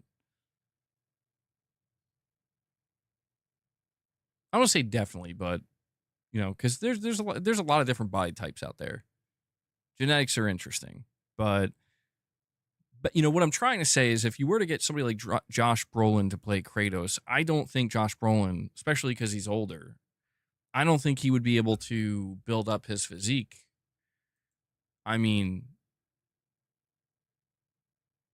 What? I know that this is going to sound crazy, but what if they get Hugh Jackman or some shit? Do you think they could try to pull that? Hugh Jackman's mega famous. He's tall. He's ripped, and he can play a real. If you look at his tone and his gruffness as Wolverine. Oh, dude, have you guys ever seen Yeah, well, that's true too, Lux. They could go with somebody unknown, which would be more interesting. That would be more interesting because I think that they would have a much better chance of finding the perfect actor for Kratos, going with somebody unknown. My assumption, though, is because there's clearly so much money going into this. It's being, it's going to be on Amazon. It's already got 2 seasons lined up. My assumption is they want to go with a big name to pull people in. Did you guys ever see Hugh Jackman's performance in oh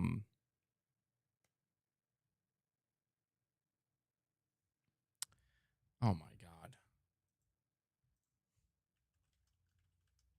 I hate that I just can't remember the name of some things. It's getting real bad. I take fish oil too, by the way. So Prisoners.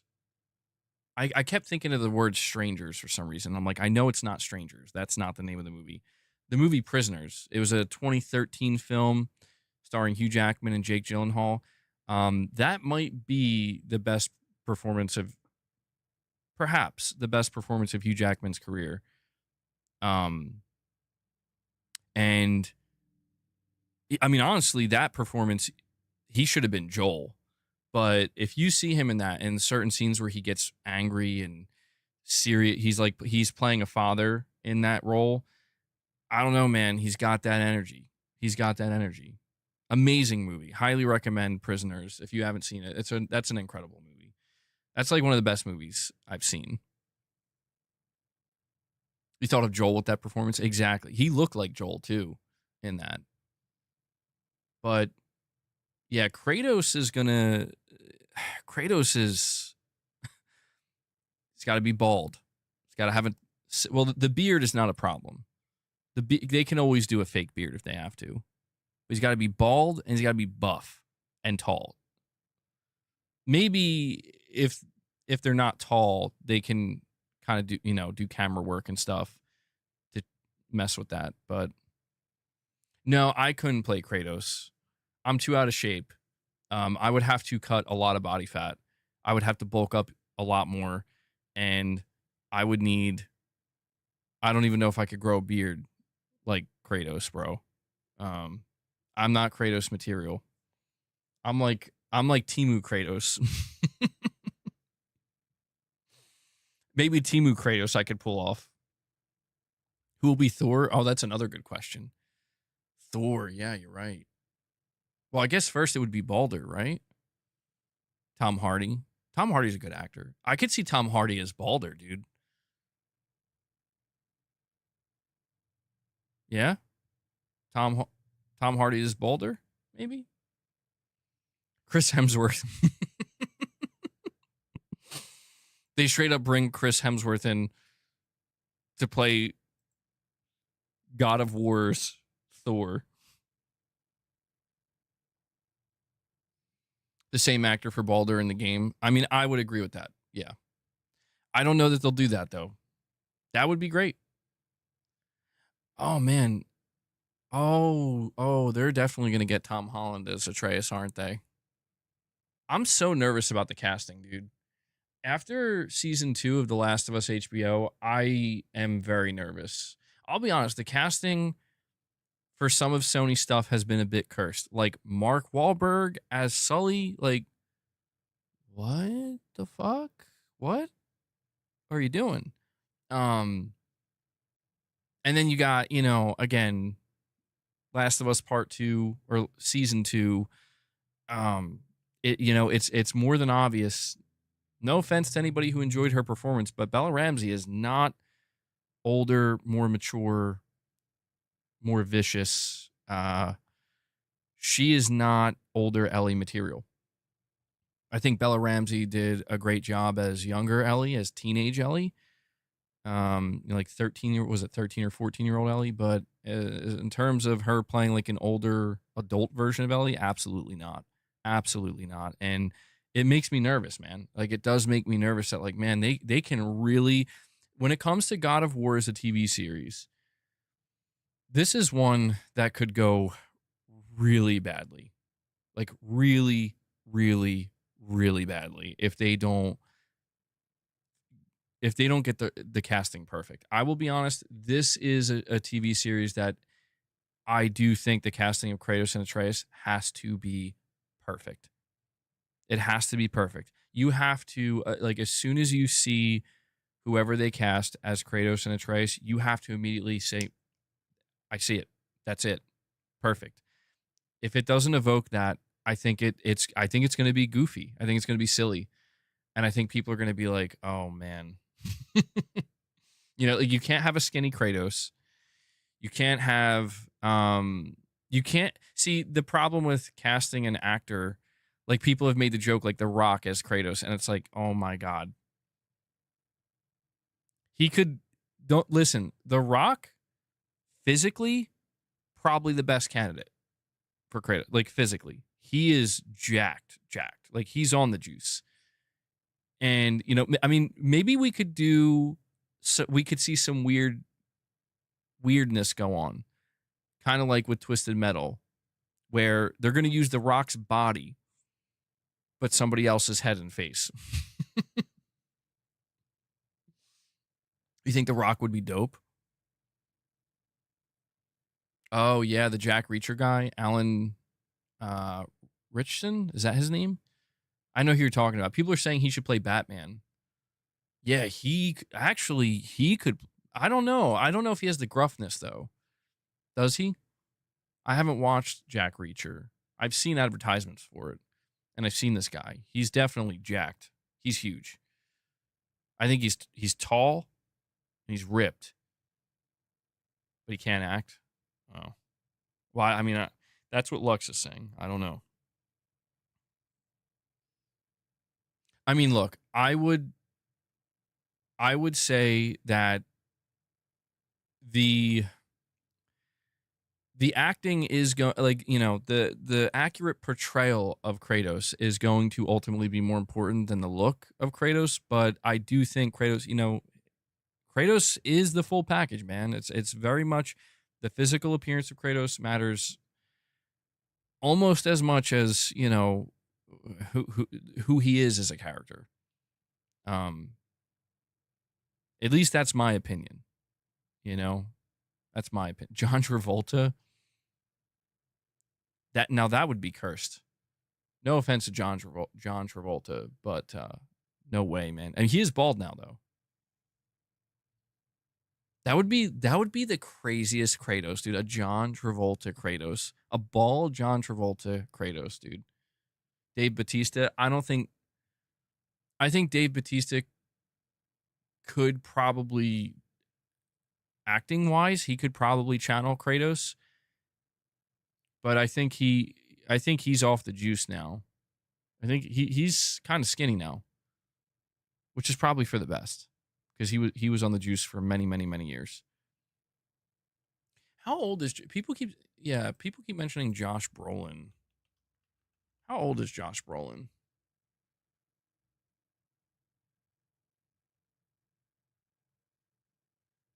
He's 57. Dude, actually, I think Josh Brolin maybe could play the perfect Thor, now that I'm thinking about it. I'm looking at him, and I think he could be Thor, dude.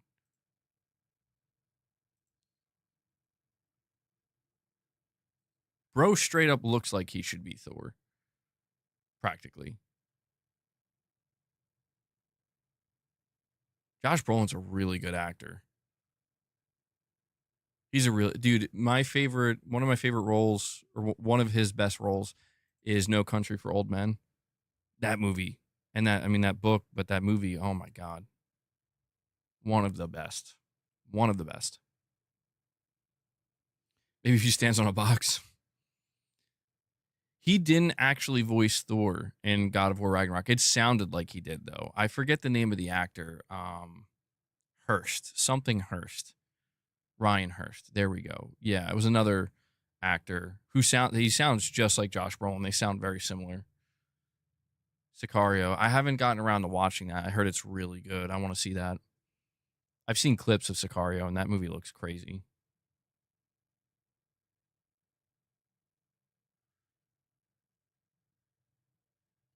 Travis Fimmel?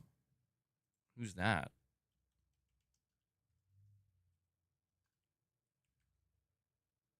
Travis Fimmel. An Australian actor.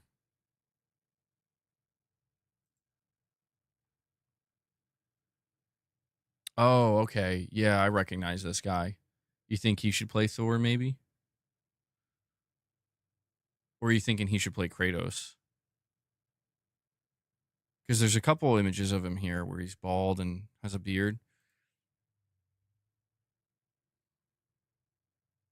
Yeah, it's gonna be you already know how this is gonna go down, dude. It's gonna be Pedro Pascal as Kratos and Tom Holland as Atreus.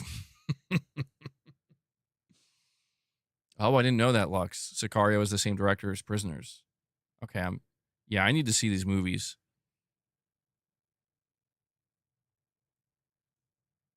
Richard Schiff as Odin. Where does Adam Sandler fit into all this?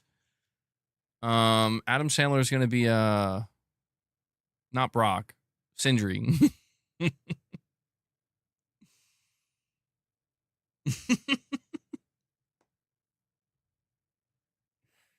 Oh man, Adam Sandler is Sindri, bro. It's over.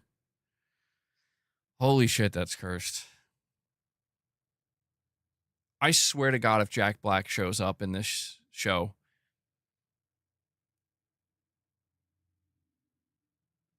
that's all I'm saying, man. No offense to Jack Black, but I swear to God, if he shows up in this God of War TV series somehow, I'm going to freak out. Jack Black is Thor. Adam Sandler's Mimir.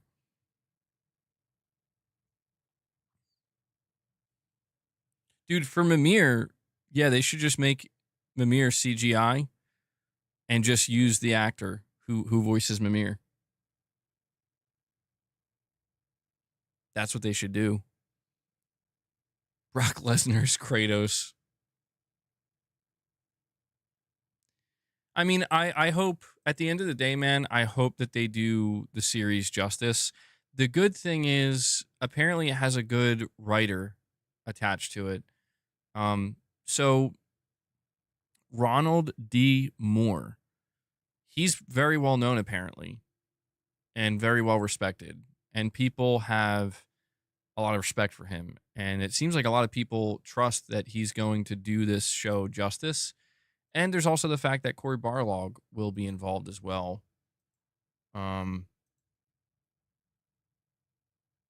So he says we're in the scripts phase. We're still working on scripts. It's going very well. We've got a good team. It's been a fascinating thing to sink my teeth into. I've never done an adaptation of a video game, and the deeper I got into it, the more impressed I was with the breadth and depth of the mythology that's involved in this video game. He says Cory Barlog is a genius. That's not a word I throw around very much, but I've had several meetings with Cory.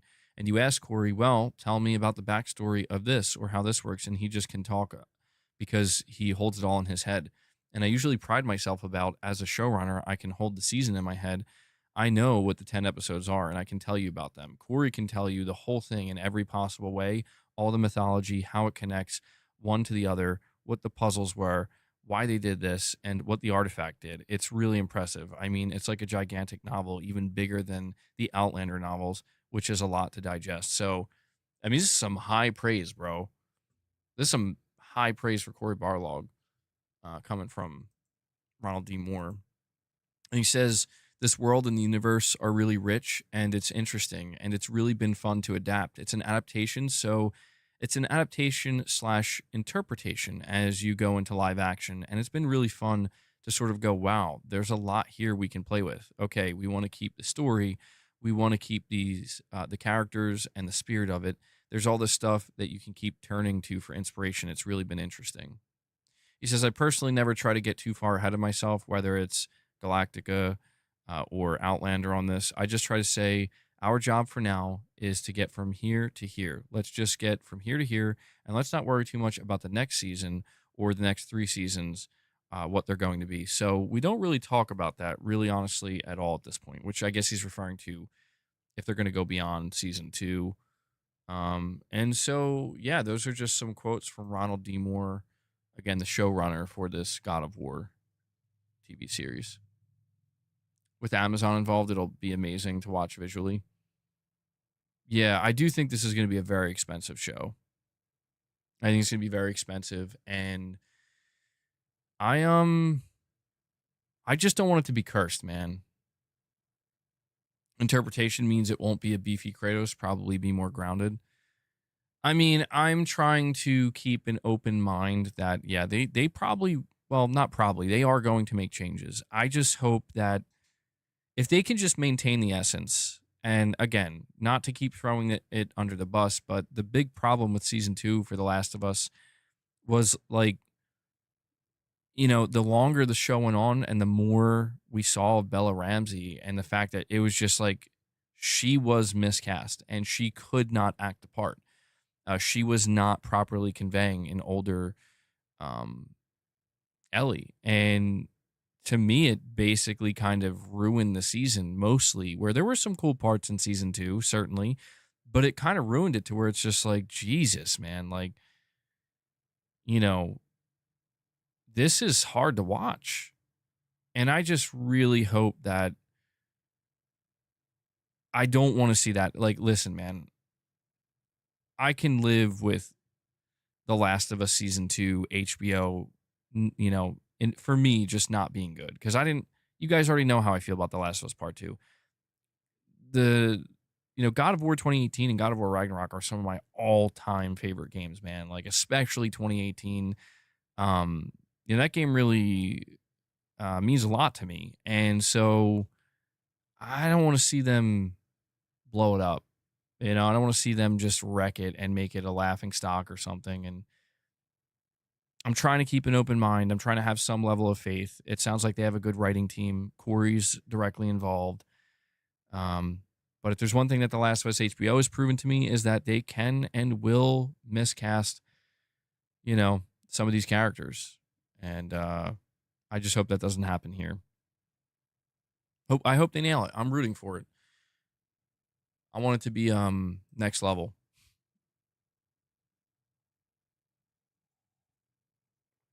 Irfan, you're saying season 1 was a masterpiece. Season 2 was hot garbage. I mean, there were some cool aspects of season 2. I mean, I specifically like what they did with like the battle at Jackson, which was not in the game. That was really cool. And it had its moments. I did like the episode. Believe it or not, I did like the episodes that Neil Druckmann directed. I think it was the one episode he directed. It was very interesting. It was very good. You could feel, okay, like now we're getting back to Joel and Ellie. God knows what season 3 is going to be like, though. To be honest, I just hope that they wrap it up with season 3. I hope that they put a bow on it because it is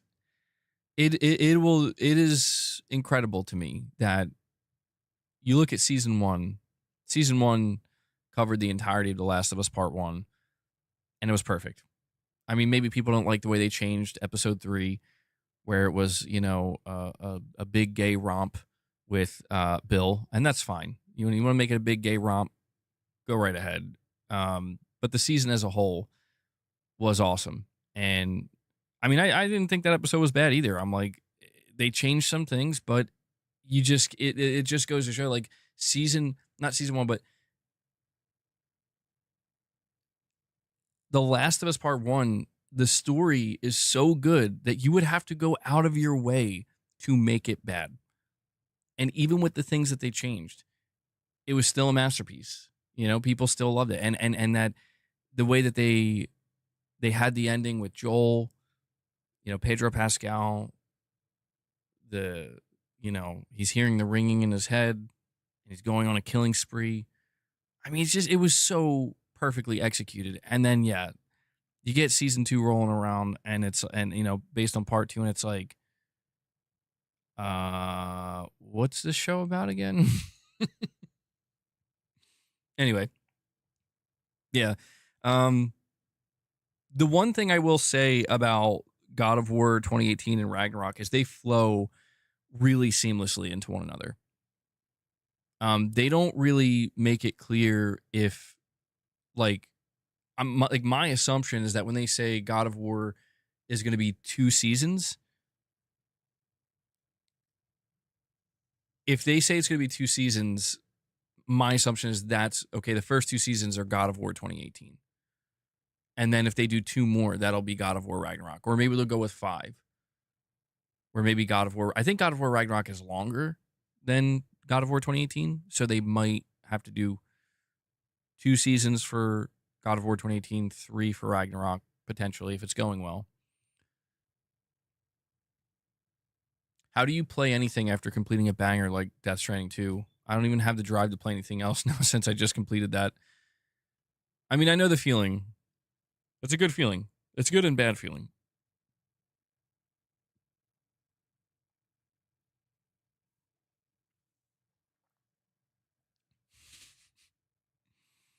Yeah, Ghost of Yotei. Garrett says Ghost of Yotei will bring you back.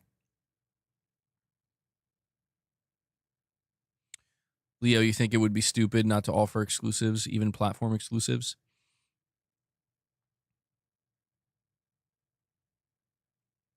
Well, I mean, look. If I would... I'm going to shift gears for just a moment because, Leo, I want to say this because you were there for the conversation on Sunday as well. I think most of you are. I just want to say, like, if it was me in charge, like if I was in, the CEO of Sony, if I was like Hideaki Nishino or whatever, or Herman Hulse, if I was in that position, I would still offer exclusive games for PlayStation. Like, literally, not from a like a fanboy, like, we need to, PlayStation's exclusives. Like, no, I mean literally, it's like I would be too afraid. Like, dude, if we let go of this, like, I think we're gonna. I don't know. I'd be too afraid. I'd be like, I don't want to risk that. We have millions of people that bought into this platform for some level of exclusivity. We've already, we already put our games on PC. We're putting live service games everywhere. Let's make it timed. Like, that's what I would do. For no reason other than I do feel like that is the best of all worlds. If I was like, yeah, let's just drop our games day one everywhere, I would genuinely think, I mean, don't you think we could get a bigger squeeze from this game? Like, even just monetarily, like if we can convince even 1 million people to buy our console for this one game, that's 1 million people that are likely to stick around for the entire generation. I just think that if it was up to me, I would continue to take a strategic approach, just for the sake of, again, fear of like, bro, once you rip that Band-Aid off, you can't put it back on. You know what I mean? And that's something that I think is important, is that if Sony ever does go fully in that direction, you can't go back. Just like Microsoft. Like, Microsoft can't go back now. It's just the way it is. It's like some decisions are kind of permanent in a sense. We have SDO with a $5 super chat. Thank you for that, SDO. He says, hey, BG, not sure if I'm alone, but Sony maximizing profits on first-party titles might increase the quality and amount of PS6 third-party exclusives. I mean, it's an interesting thought, SDO. The only reason I'm not convinced of that is because I think Sony might, unless Nintendo begins to get aggressive with third-party exclusives, which we saw what they did with From Software and the Duskbloods, I think Sony might be... I'm not sure what Sony's strategy will be going forward, talking about the PlayStation 6 generation in terms of third-party exclusivity. Third-party exclusives of any kind are usually pretty expensive, and we know that Sony obviously wants to save money where they can. They don't want to waste money, obviously. I just try to consider the fact that, like, we may be looking at an Xbox console that's basically just a glorified Steam machine. No, no offense, but I'm just saying, like, that's what it will probably be. You had the Nintendo Switch 2, which I don't know how aggressive Nintendo is going to be with third-party exclusives. Sony may feel like they don't really have to pursue third-party exclusives at that point. They may just feel like, well, look, if you want to release your game on just the PS5, feel free to do that. But we're not going to be doling out millions of dollars to lock games down. Like, let's look at Silent Hill 1, for example. Silent Hill 1 Remake is apparently 3 years in development. Reportedly, it's 3 years in development already. So, presumably, Silent Hill 1 Remake could release by the end of this generation. Silent Hill 2 was locked down as a timed exclusive for PlayStation. It's still exclusive to PS5. And it's on PC, but it's still exclusive to PS5. As far as I'm aware, I mean, we haven't had the announcement. I don't think Sony locked down Silent Hill 1 Remake as an exclusive, because think about this for a moment. Let's just, for a hypothetical, let's say Silent Hill 1 Remake is going to be ready to release in 2028, around the time the PlayStation 6 is coming out, assuming that's the year it comes out. Let's assume that the next-gen Xbox is already out by that time, and this is a hybrid console. It's a Windows-based console, and most people are using Steam on it. Sony would have literally no reason to lock down that game as an exclusive, because the only reason they locked down Silent Hill 2 as an exclusive is to keep it off of the Xbox console. But Silent Hill 2 released day one on Steam. Now, if the next Xbox offers Steam, do you see what I'm saying here? The only way Sony could lock it down as an exclusive that would make any sense is it only releases on the PlayStation 6 and the PS5 and nothing else. withhold it from PC. And Sony's not going to pay. Sony's not going to pay the amount of money that would be required to convince Konami to do that. So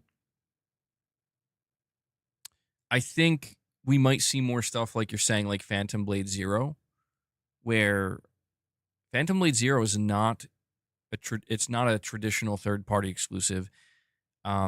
It's like an accidental exclusive, an accidental console exclusive. Phantom Blade Zero is not it's not on the Switch 2. I don't know if they can get that game running on the Switch 2. It's not going to Xbox, probably for multiple reasons. It will be day one on PS5 and day one on PC. So it is like, in a sense, it's a PS5 timed, maybe a timed. I don't know. It's just a PS5 console exclusive. Like, that's the only other console it's releasing on. And Sony has had nothing to do with that. Like, the developer went out of their way to say, like, there is no exclusivity. We don't have a deal. Like, this is just what we chose. So if you're Sony, you probably look at that and you're like, well, do we really need to lock down any games at this point? I don't know if Neo 3 is... I don't know. Let me see. Is Neo 3 exclusive? Neo 3 is not exclusive to PlayStation. It will be released on both PlayStation 5 and PC via Steam. Oh, okay. So it's like another Phantom Blade situation. Although, see, I wonder about this. Like, did Sony pay for that? Or is this just like, yeah, Neo 3, who publishes Neo 3 again? It's not Bandai, is it? I know Team Ninja, Koei Tecmo. So Team Ninja develops it. Koei Tecmo, I think, is the publisher. Is it a money hat? Well, it does have the marketing, so it could be. I mean, how many years has Neo 3 been in development? Maybe this was a money hat that was done years ago. I mean, we could see games get announced in the next 12 to 24 months. That's like, yeah, we locked these games down like 3 or 4 years ago. Yeah, Koei Tecmo owns the Neo IP. And Leo Jimmy with a $20 super chat. Thank you for that, Leo. He says, MBG Money, I've already fixed their live service problem. It's not one game that can do it. It's not even multiple games. It's a platform they have to create, and I've already figured it out, deciding if I want to proceed with it. A platform. So like a separate PlayStation platform that offers all their live service games, perhaps? I know you mentioned in the last stream, you mentioned the idea of Sony just remastering and not even remaking, maybe in some cases remaking, but mostly just remastering all of their old multiplayer games and dropping them and just opening up the multiplayer again. And it's an interesting idea. It's an interesting prospect, but Sony really, I think, I'm telling you, dude, like, Sony is looking at games like Roblox and being like, how do we get even just like 1/5 of those players to look at what we're doing? Sony looks at Fortnite, asking the same question. How do we get 1/5 of Fortnite's player base to just look at what we're doing and consider it? The big problem with Sony in the live service space is the same problem that any publisher right now has in the live service space. Like, look at Battlefield with EA. Like, EA is putting all the eggs in the Battlefield basket. It's not even DICE. It's not the game. You already have the player base. But all those players play on PlayStation. Not all of them, but a lot of them do. That's the thing. Sony as a platform, like, yeah, dude, tens of millions of players are playing Fortnite on PlayStation. So Sony is winning in that way. But the reality is Sony sees the money. They see the money that these games are making, and they're like, oh my God. Now, let me ask you this. When we talk about the console, people talk about the idea of a lack of exclusivity eroding the console. But I do wonder, like, what if it's not a lack of exclusivity that ultimately does it? It's just the natural course where if the console market has truly peaked, it's like it's either going to stay right where it is or it's just going to slowly diminish over time as more and more hardware becomes more ubiquitous, right? And these games becomes, just accessing your games on any piece of hardware becomes just the norm. That just slowly chips away at the console. Um, you can understand when you look at that why Sony is looking at live service as their future. Where it's like, bro, if Sony loses, like, they have a strong foothold in the storefront with the PlayStation Store, in the hardware space with the PlayStation console. They have to prepare for the mid to long term, where it's like, if those things begin to diminish, that's going to be bad news for the company. And now is the time to have a backup plan. And having not just one, but multiple successful live service games, there's two upsides to it if you make it work. One is if those things begin to diminish, console sales begin to diminish, our storefront, because it's connected to the console, begins to diminish. Well, if we have multiple successful live service games, that'll even it out. Everything's fine. It'll make up for that. Now, if console sales don't diminish and the PlayStation Store remains as strong as it is and even grows, and you also have some successful live service games, now you're just doing even better. Now you're just at success on top of success. So people look at the failure of things like Concord and the potential failure of Sony's live service pursuits as a reason to, for them to maybe abandon it or, I guess forsake it as a viable strategy. But I think in truth, the failure of what will undoubtedly be the failure of many live service games that Sony produces, if by the end of that ride, that 10-year ride, maybe longer than that, 15-year ride. I mean, these games take forever to develop. If it's like we have three successful live service games, 3 successful live service IP, and we basically have had 15 failures. That's going to be more important than Sony will view that as that was worth it. That was a worthwhile investment.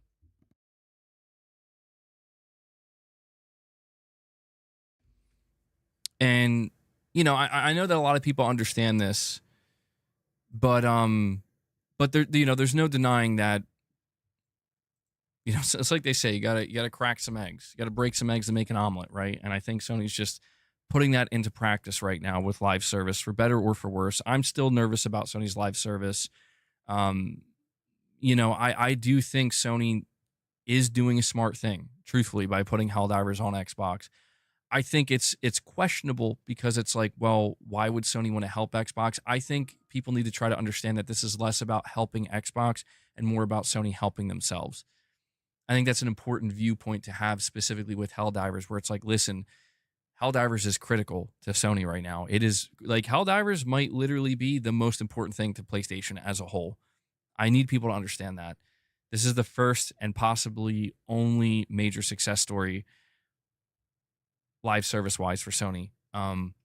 It doesn't matter if Xbox is dying. There's millions of players over there that could potentially become millions of Helldivers players.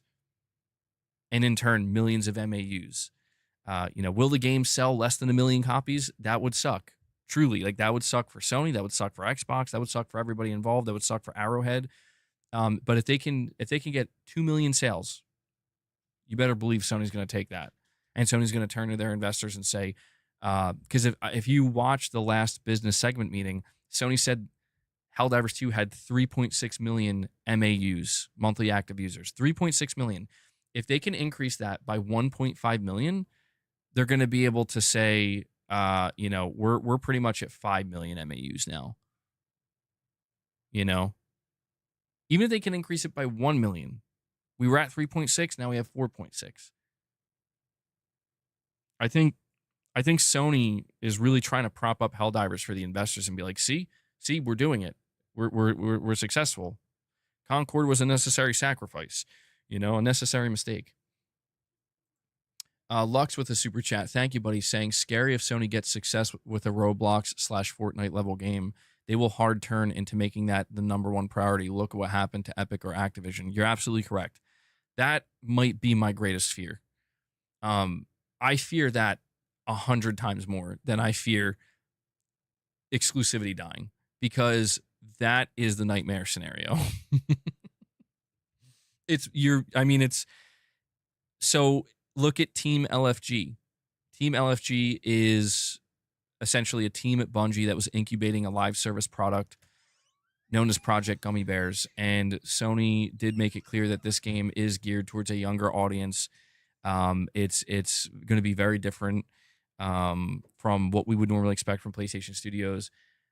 It could be a great game. I don't know. But let's just say that game is somehow, for some reason, meant to be some kind of competitor to Fortnite/Roblox or something. And Sony puts it out and it's the next big thing. Yeah, dude. Everything else underneath PlayStation gets deprioritized. That's just the reality of it. We just got a report here from let me see, is about GTA 6 and how it was, I believe, confirmed. Let me see if I can find it. GTA 6's 8-year development cycle confirmed by a former Rockstar developer. So I don't know about you guys, but, well, it says here, just watch the Kiwi Talks interview. A former environmental artist at Rockstar who worked on GTA 5, Red Dead Redemption 2, and GTA 6. At 12:35, he states that he had worked on GTA 6 for 5 years up until he left the company in 2023. Pretty sure he wasn't supposed to name the exact time frame, but he let it slip mid-conversation. That means the development started in 2018 after Red Dead Redemption 2 released, which maybe isn't the most shocking thing, but what is shocking about it is that you realize that pretty much the entire time Rockstar, you would think that they immediately began work on GTA 6 in earnest after the success of GTA 5. But the entire time, it's like, well, actually, we're just going to prioritize GTA Online because that's our cash cow, and we'll continue to work on Red Dead 2 and get that up to release. And then after that, we'll start GTA 6. It's crazy because that is such a major shift from the way Rockstar used to operate. Is they had to constantly have single-player games coming out. Constantly. And, it kind of is a good thing for them because GTA Online's cash flow allowed them to take longer, and make these games even more next level, I guess you could say. So there's not always a downside to it, but I'm just saying that, people did notice that Rockstar and Take-Two Interactive's priorities seemed to completely shift to hyper-fixating on GTA Online success. In fact, GTA Online was so successful, they canceled single-player DLC, which is infamous at this point, but they straight up canceled GTA 5 DLC, single-player DLC, because of how successful GTA Online was. And so, yeah, Sony is not immune to that, where we want to see a balance. I don't think I want to see Sony find that the highest level of success that they're striving for in live service, because if they do manage to achieve that, the greed will take over, and it's just the way it's business at the end of the day. You know what I mean? If that's what's making them by far the most money, that's what the shareholders are going to say. You need to focus on that. I like live service games. I like multiplayer games. I want Sony to produce some. I want them to have successful ones, but I don't know that I want to see them be we have a top 3 live service game, because that is going to consume the company, or at least a massive part of PlayStation. And what I was trying to say with the Battlefield 6 situation is it's not just DICE making Battlefield now. They're calling it Battlefield Studios. It's 4 or 5 of EA studios that used to work on other games all hands on deck now. Battlefield 6, massive live service. It's got to be a Call of Duty competitor. We're going for the juggler here for Call of Duty, you know?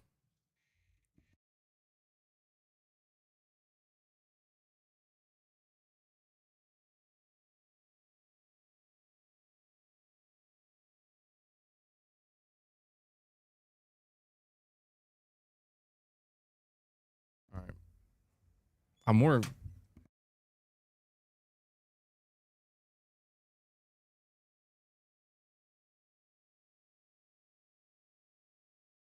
And we have Leo Jimmy. Sorry to keep you waiting, buddy. With another $20 super chat. Leo, thank you for that, man. You're saying MBG money, how much does it cost to port a 4K 60 version? Hell, 1080p version of a PS3 game to the PS5/6.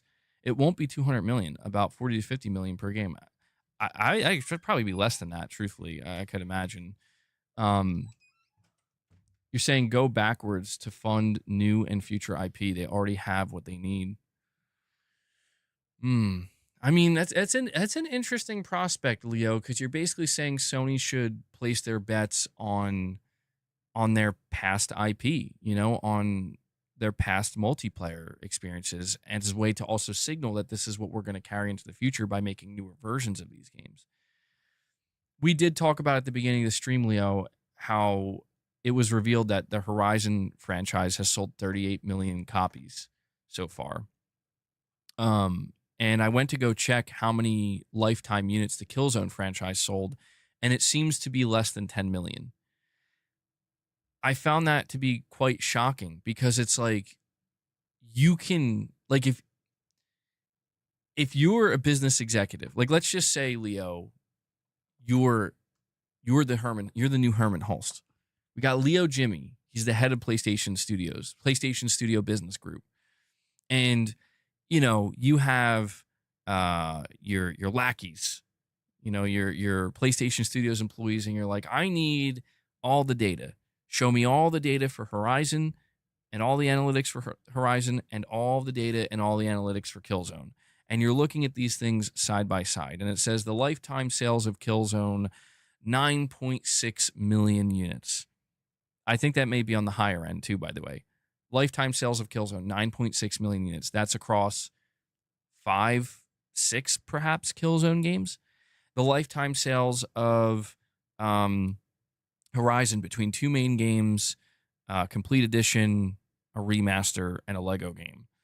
I think that's it. 38 million. Now, it's your job. It's your ass on the line, right? Like, it's your job. And it's like, well,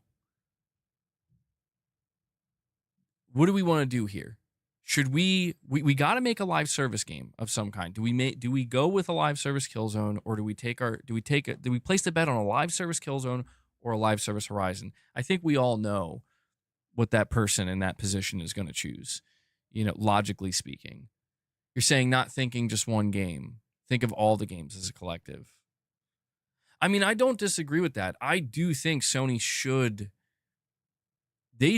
at the very least, just to satiate and keep the core, PlayStation enthusiasts, those who've been around for a while, keep them on the hook, I guess you could say, but, give them hope. Or if not hope, just make them happy, where it's like, yeah, bro, like, we get it. You want to remaster and remake all these different games and resell them and repackage them. That's fine. But can we get a Resistance trilogy? Can we get a Killzone trilogy? Like, can we get a SOCOM remaster or something? Resistance and SOCOM sold similar for their full franchises. Sony will not bring them back. Yeah, I don't know, man. I don't know. I still can't help but wonder. I really wonder if Sucker Punch hinted at a possible Resistance trilogy coming, because they just flat out said that they would love to see a Resistance trilogy. And I'm like, that's an interesting thing to say, considering, or sorry, not my bad, not Resistance. I'm saying Resistance. I meant Infamous.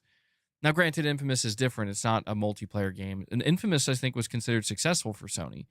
But, there's no doubt that Ghost of Tsushima and I would assume Ghost of Yotei is going to be way more successful than any of the Infamous games. But the fact that they mention that and they're name dropping it, and it's like surely there is an awareness within Sony, at the very least the studios, that people are hungry. The fans, the hardcore fans are hungry for these classics to be brought up. And I wouldn't be surprised if that's a plan Sony has for the PS6 gen. I don't think it'll involve multiplayer much, to be honest. I don't know that multiplayer will play a big role, but look at what Microsoft is doing. This is where Sony could take a page from Microsoft's book, where Microsoft says, let's do a Gears of War 1 remaster. And hell, they even threw in the multiplayer, which I wasn't expecting. And let's use that as a way to whet people's appetites for Gears Eday. Because Gears Eday is the big new Gears of War. That's going to be the main focus. That's going to be the live service. I think that's kind of genius. And I really think, it hinges on if Sony wants to bring these games back. Because the difference between Gears of War and something like a Killzone or a Resistance or a SOCOM is, like we just said, Gears of War is a big seller for Microsoft. Whereas Killzone, Resistance, maybe not so much. But I don't know. We know that People Can Fly is working on an established PlayStation IP. We speculated it was called Project Delta. Delta stands for 4. Right? People were thinking, holy shit, are they working on a Resistance 4? Because People Can Fly is known for shooters, and they're known for first and third person shooters. Resistance is a first person shooter. Basically, what we're deducing here is that this would be one of the perfect studios to have work on a new Resistance if Insomniac can't do it. So people are wondering, like, is this Project Delta actually the greenlighting of a Resistance 4?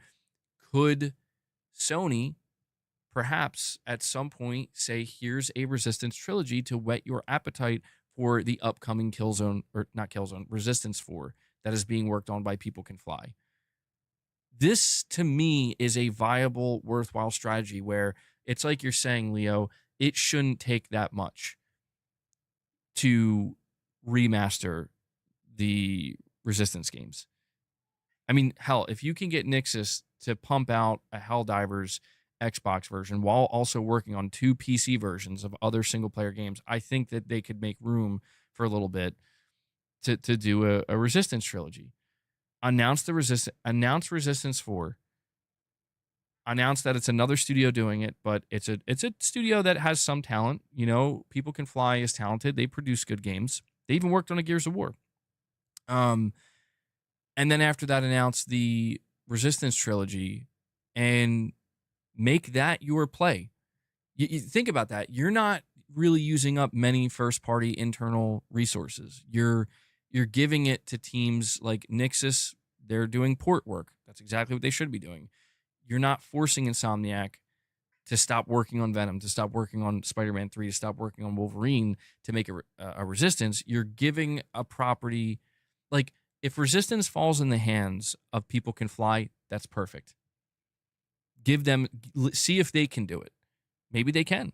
Maybe they won't. Maybe it'll crash and burn. But that, to me, like, everything I just said there is that's such a better bet than what we've seen with Concord and Fair Games and Marathon. That right there is such a better, worthwhile bet. Where even if it doesn't blow up the world, even if Resistance doesn't sell tens of millions, and it doesn't become a big successful live service, you will have a core fan base that, even if it's just 1 million players, they'll be there day one. They'll buy that new Resistance. They'll play that multiplayer. They will buy microtransactions, and they'll buy a remaster collection too. They'll eat it up, man.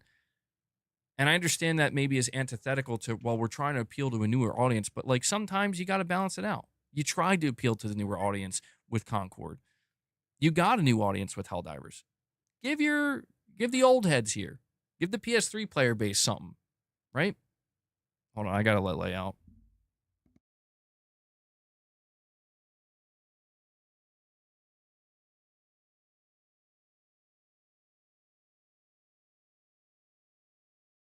Yeah, guys, do me a favor if you haven't already. If you've been enjoying the stream and enjoying the discussion, the conversation, take a moment and hit that like button for me. I'd really appreciate it. We're sitting at 116 likes. I think we can do better than that. I think we can bump it up to 125, maybe 150. And we are sitting at 56 members on the day. We'll see if we can hit that 75 mark before we're wrapped up here today. You can always drop a single gift. If we hit 75, I owe you guys reps at the end of the stream. But if we hit 75, we'll give Leia some catnip, even though she just wanted to leave. But we could win her back. We could win her back.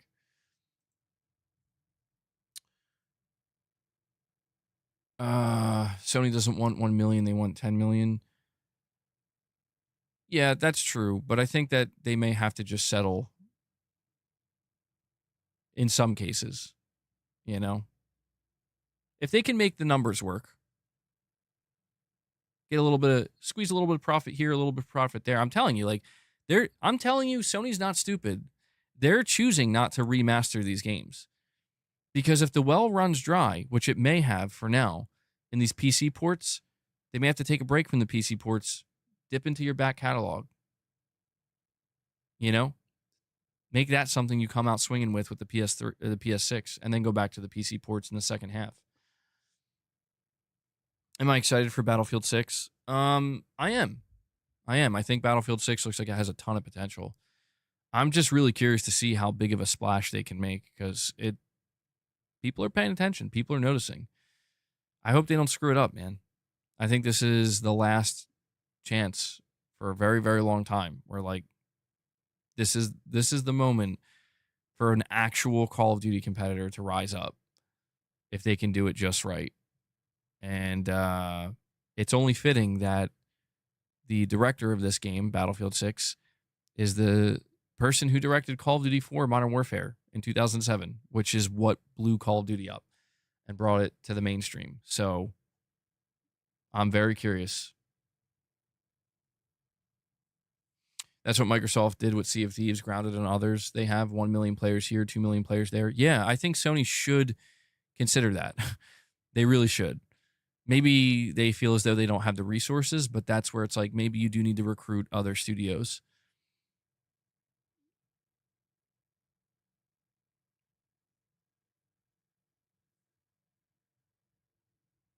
But, oh yeah, Medal of Honor. That's a classic.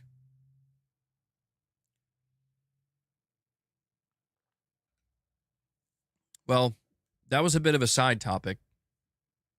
That wasn't a main topic. That was a side quest topic. It made its way in. So yeah, let's talk about PlayStation Plus for a moment here. Over on the PlayStation blog, the PlayStation Plus Essential monthly games have been announced and PlayStation 15th anniversary avatars. So, Battle Macabre Puppets in a twisted Souls-like take on a well-known children's tale. Use your wits to survive sprawling maps filled with threats and relive an iconic anime firsthand with the PlayStation Plus monthly games lineup for August. Liza P, DayZ, and My Hero 1's Justice 2 will be available to PlayStation Plus members from August 5th. PlayStation 15th anniversary avatars.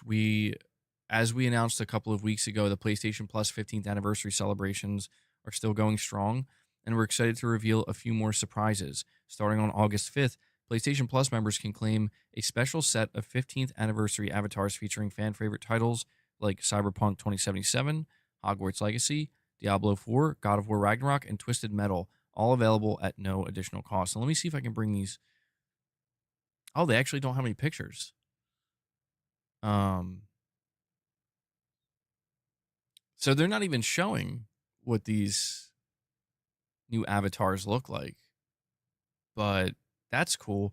Yeah, so this is I got to tell you guys, listen, if you're subscribed to PlayStation Plus Essential or any higher tier, I highly recommend Liza P. Now, if you're not into Souls-likes, maybe you won't take to it, but it's a really, really good game. I platinumed it. I got to get around to playing the DLC, but hard to get excited over avatars. Yeah, I mean, it's always cool when they do a little. It's very small. like for the 15th anniversary, it's like, okay, we got some avatars. All right. But I'm curious to see what they look like. DayZ is great, although I only played the PC version, very realistic based zombie apocalypse PvP shooter. So funny story, Lux, about um DayZ.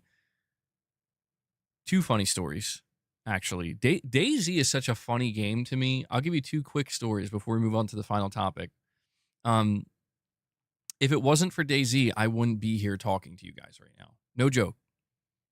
There's a very high likelihood that I would not have this channel. I would not be streaming right now, and I would not be talking to you guys about this very thing. The reason being is because years ago, in like 2015, actually it's decade. Geez, man, where does the time go? A decade ago, my coworker was a female coworker. I think I told this story before, so stop me if you already heard it, or I'll tell it again. It's a short story, but I'll tell it again just because I think some people didn't hear it. My coworker comes in one day and was talking to me about this game, and she was talking about how she was streaming it on Twitch, and she started gaining a very large following. And I was like, "Oh, that's cool, man." Yeah, like, and I was unfamiliar with streaming at this time, mostly unfamiliar with it. It was just like, I think when it really started to blow up and become a big mainstream thing. And every time we would work together, she would be talking about it. And every time I would listen to her, and she was talking about how much bigger it was getting, how many more followers she was gaining. And I was like, damn, this is kind of crazy. And then one day she told me like how much money she was making doing it. And how she was like, yeah, I'm going to be leaving this job soon. And I was like, what? I was like, how is this even possible? I didn't even know this was a thing. And she was like, yeah, you should try it sometime. Try streaming on Twitch or something. And I was like, whoa. So like basically I'm just saying like my mind was blown. There was a seed planted in my brain that day where I was like, wow, like you can really pursue this now.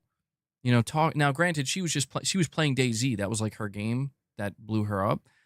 But I was like, man, you can really just kind of go out there and talk about games and do stuff with games.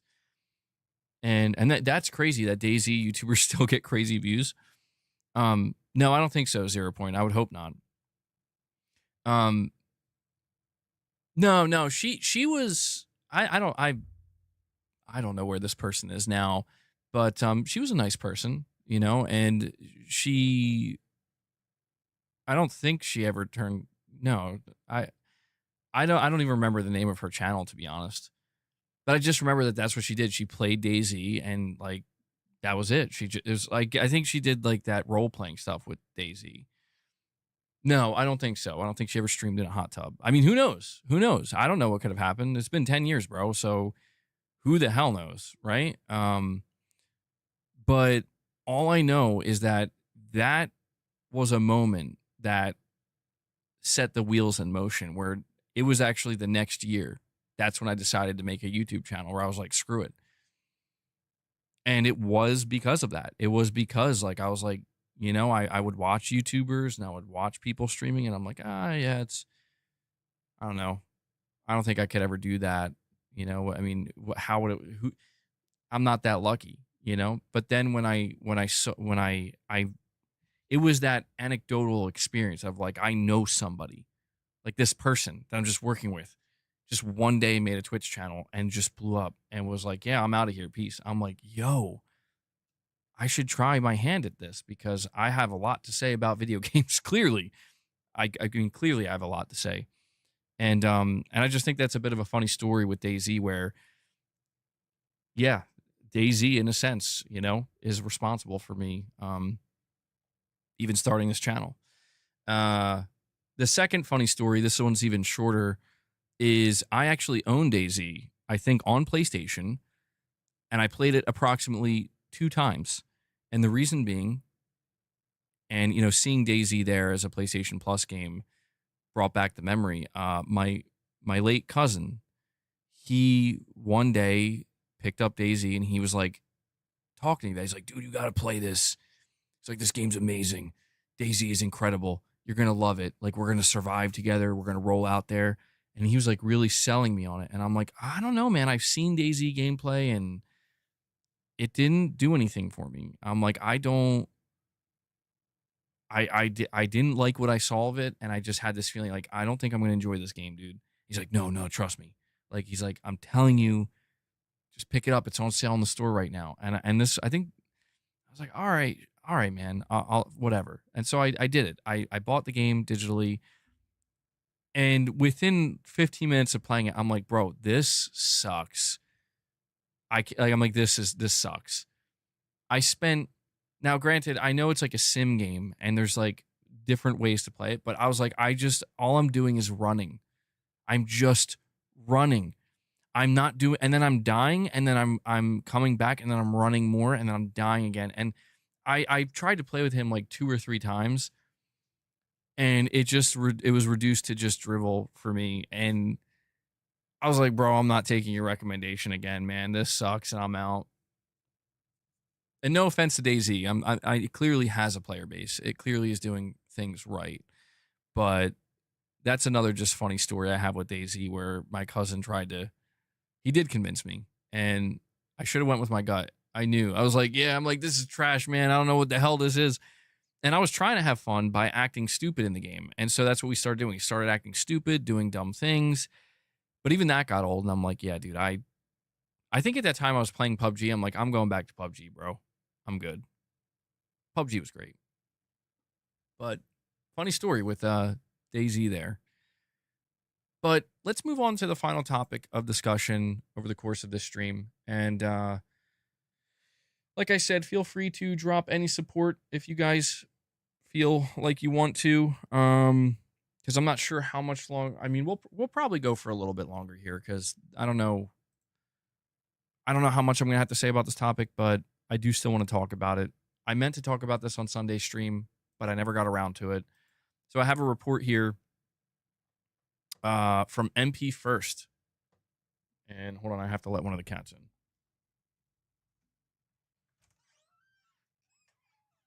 Luna, you want some treats? Luna's a little late, but come on. There you go.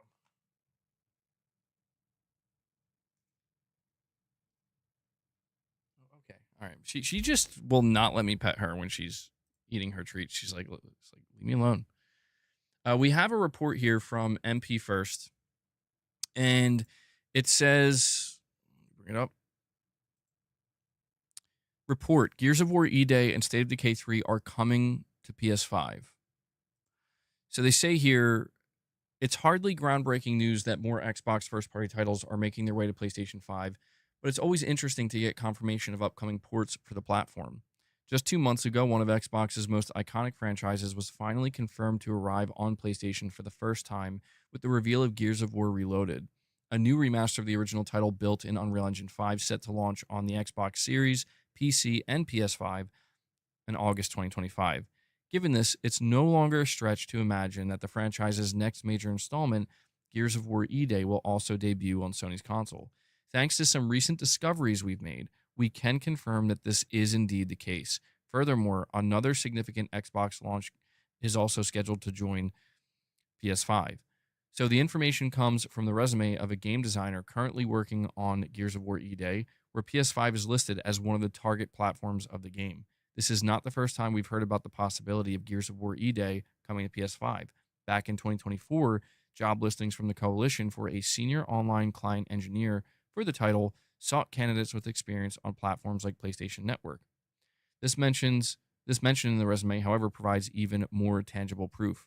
While it's not specified if PS5 will be a launch platform, the most logical assumption would be that it will be a port released after the initial Xbox launch. Still, with Xbox's recent shifts in its multi-platform strategy, nothing is certain, and a simultaneous release or a closer PS5 launch could still be on the cards. Now, for the next game we've discovered that's joining the list of ports being prepared for PS5, we're talking about another franchise that has yet to debut on PlayStation, the upcoming State of Decay 3. This is confirmed by the resume of a developer working with Undead Labs, the studio behind the State of Decay series, which also lists PS5 as a target platform for the game. This finding makes us wonder if the first two games might also see a PlayStation re-release someday, but what is certain is that a port for the third installment is already being prepared. Unfortunately, no further details are available regarding when Gears of War Eday and State of Decay 3 might debut on PlayStation. But yeah, this to me is pretty revealing, but again, not shocking. It's not shocking, but it is revealing, I would say. Corey, what's going on, man? What did you miss so far? You missed everything. Now, actually, you made it just in time for our final topic. We talked about Sony suing Tencent over Temu Horizon. We talked about Horizon selling 38 million units in total. We talked about the God of War TV series. We talked about a couple of other things. Talked about live service a little bit. Now we're talking about Gears of War Eday and State of Decay 3. Apparently, it's been discovered through some job listings. I don't know if this was purposely put there or if it slipped, but apparently these games are currently in development for PS5, which does seem to indicate that these games will more than likely be day one launches on PS5. And, you know, the article speculates that maybe Gears of War Eday is going to launch later on, that maybe Gears of War Eday is, you know, it's going to be launched on the Xbox first and then it'll make its way to PlayStation. I don't think that's what's going to happen because, frankly, I don't think that makes any sense. If they're already developing it for PS5, having a simultaneous release, especially because Gears of War Reloaded is launching to prep PlayStation players for this new Gears of War entry, I think between the job listings and Gears of War Reloaded launching, it's clearly going to be a day one, and I think that would be smart. I think Microsoft would be very smart if they want to maximize sales, they want to maximize revenue and profitability and player numbers. Having this game ready to go, PS5 day one, PS5 Pro Enhanced, I think you're going to sell potentially millions of units, you know, in the first couple weeks of, you know, of this game dropping on PlayStation alone. State of Decay 3 is the much more interesting one. If Gears of War Eday drops day one, I think I'll play that on PS5. But State of Decay 3 for me is the big one because with my luck, this would be like the only Xbox game that doesn't come to PlayStation. But this gives me a lot of reassurance and a lot of hope. My hope is that State of Decay 3 will be a 2026 game, although I think it might slip to 2027, which is crazy. You think well, these games will be day one on Game Pass. And I understand there's the whole idea of like, well, PlayStation players are subsidizing Game Pass, but I don't know, man. The quick rundown for the God of War TV series is well, first off, Corey, I gotta let you know they casted Dwayne the Rock Johnson as Kratos and Tom Holland as Atreus. Yeah. So, I don't know how excited you are. I'm just kidding. I'm kidding. Corey, I'm kidding. I'm kidding. That's not the news. Corey's about to flip a table, bro. He's like, what? He's like, there's no way they actually cast The Rock. No, the news for the God of War TV series is season 1 is going to be 10 episodes. 2 seasons have already been greenlit. The scripts are still being written. They're going to adapt the Norse era of games and focus on Kratos and Atreus. The show's tone will emulate the tone of the game, and the director of the game, Corey Barlog, is actively involved. Filming begins earliest next year, 2026. So there you go. That's the rundown. That's the scoop. And it sounds like it's going pretty well. Thanks, Game Pass. I thought you were dead serious about The Rock. Was I convincing? Too convincing? Yeah, I almost just ruined Corey's day right there, bro. Maybe yours as well, Guy Gravity, if you just tuned in. You're like, oh shit, this is the first time hearing about this. E-Day will be day one. Gears of War Delay and State of Delay 3. Prince G, you're saying I had to miss yesterday's stream. I didn't want spoilers. It's all good. Yeah, yesterday's stream I expected was going to be a very low turnout because I know that, Death Stranding is already a niche game. A lot of people on the channel were passing on it, and a lot of people are still playing it and haven't finished. So I fully expected it was going to be but dude, Silent Spartan came in and dropped 100 membership gifts, man. Let me tell you, even on a stream like that with low viewership, he came in and dropped bombs. So shout out to him for supporting that spoiler cast in such a huge way.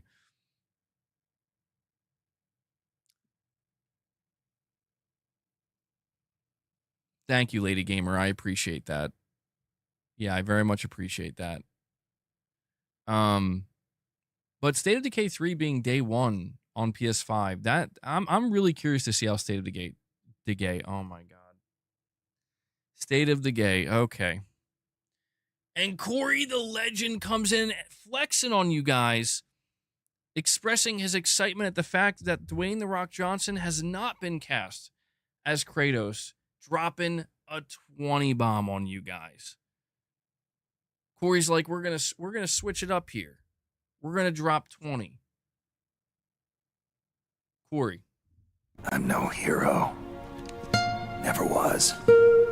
Never will be. And hold on, let me see if I get this one too. Corey, I don't know if you're playing Death Stranding 2, but I just want any excuse I can to play this soundbite. Good God. And I do have one more. Where is that other soundbite? I keep getting really confused. I don't.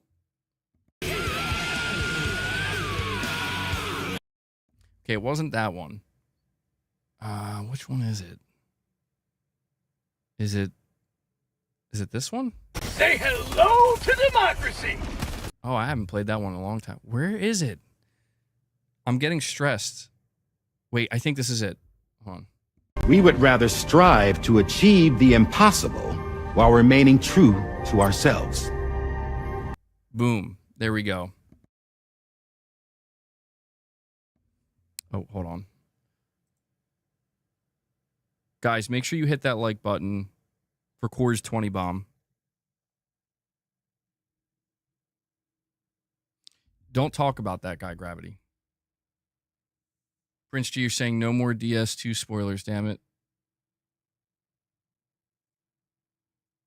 What are you talking about? Prince G, what are you talking about? Oh, wait, is anybody spoiling? Don't spoil anything in the chat, guys. Unless Prince... I didn't spoil anything.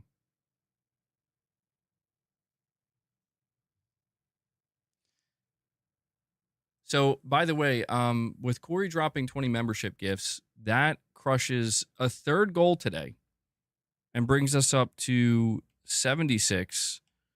We always cap it out at 100, so we're going to have to get Leia in here and give her some catnip. And if we manage to hit 100 before the end of the stream, which I don't know if we will, but I mean, I did not expect us to get to 76 today. We'll do more reps. We'll do bonus reps on top of the reps. We'll do reps on top of reps. Lux, you're saying, considering how bad the previous State of Decay games looked and played, it shouldn't be hard to port that mess. Come on. Well, listen, you got to give credit to the first State of Decay game where it's like an indie game, but it had so many aspects that felt more in line with almost like things you would expect from a AA or even a AAA game in some instances. State of Decay 2, I do think, dropped the ball where that was supposed to be the full realization of a much bigger, more AAA, fully realized, fully realized version. Yeah, let me see if I can get Leia in here real quick. Well, Luna, you want to go first? Luna, you're so cute. You're a spaz, but you're cute. Come on. Luna's going to get first dibs. First come, first serve.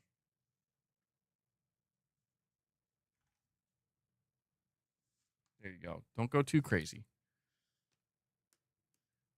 I'll call Leia in here when she's done.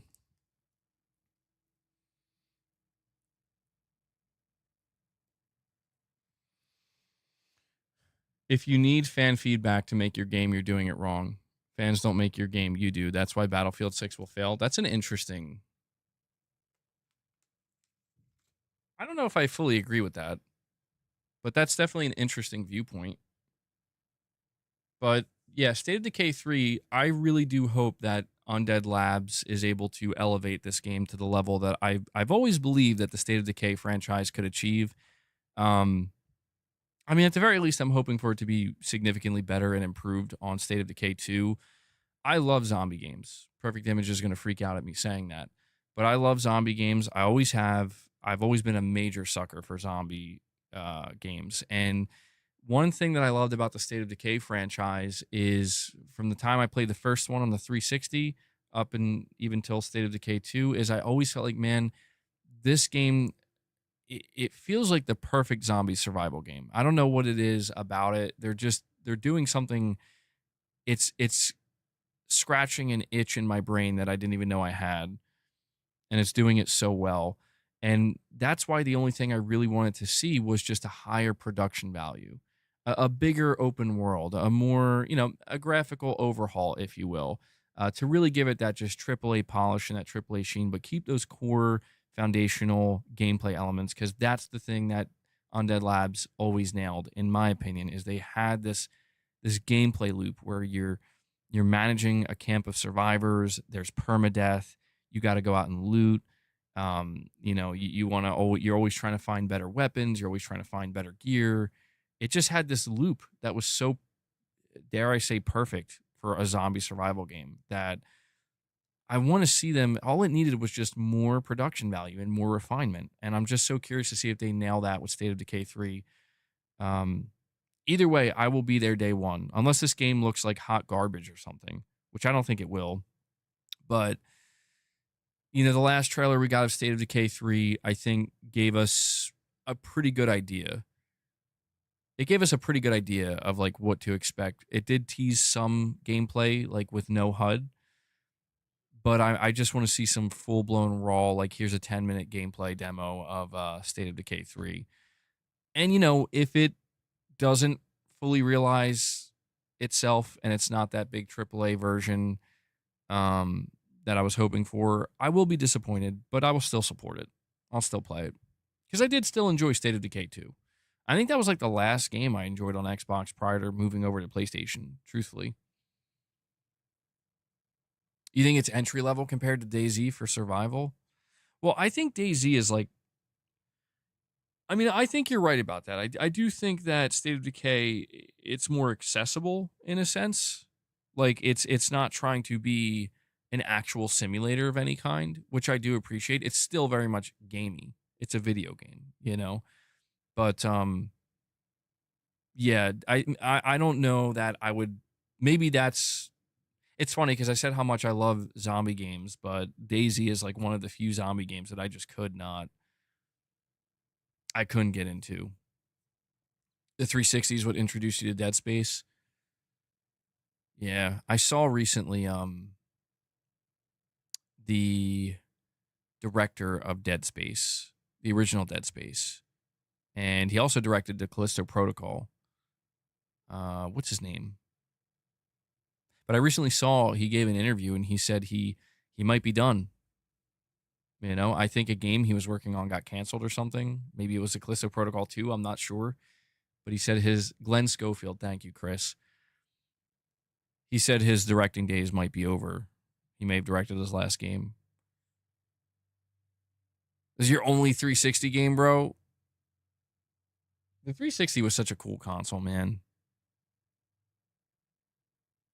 I will always wonder what the Xbox One could have been if it was just a true iteration of the 360 and not trying to stir the pot so much with the TV and the Kinect, and it just was like a pure evolution. Yeah, basically if it was the Xbox 720, because I just feel like Microsoft had it, man. They did. Like that was the moment where they had it in the palm of their hand, where it's like you know what you're doing in the console space now. This is the way forward. And they just let it slip through their fingers completely. But Rudy's like, trash MBG. Straight trash, bro.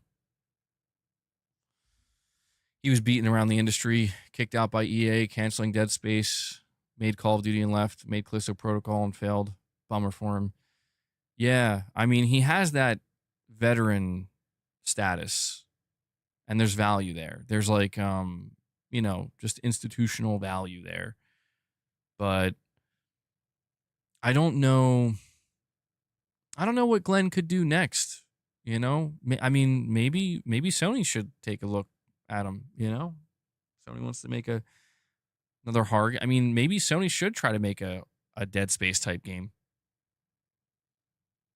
I know Sony wants a horror franchise. I think Sony's trying to build out. They're trying to build out Until Dawn as their horror franchise. I don't know if they're going to be successful at it though. It remains. I think there's an Until Dawn 2 in development. That seems pretty like a pretty sure thing that is a game that's in development, probably for PlayStation 6 at this point.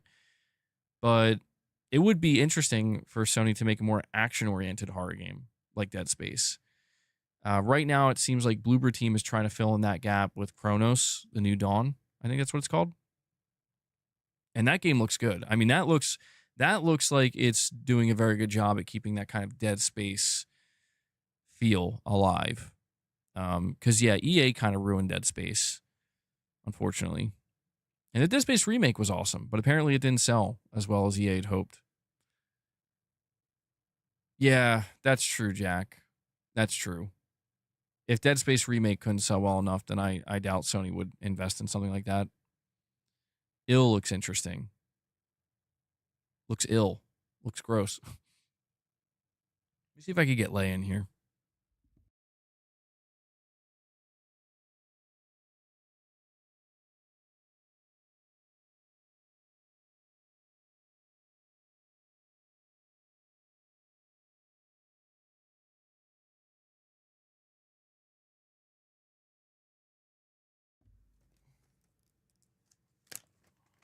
Oh, here she is.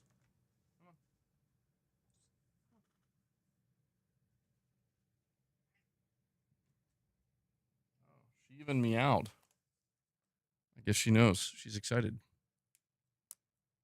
Go ahead. It's all you, Leia. Enjoy. Corey did that for you. You want some treats too? She's got to have it all.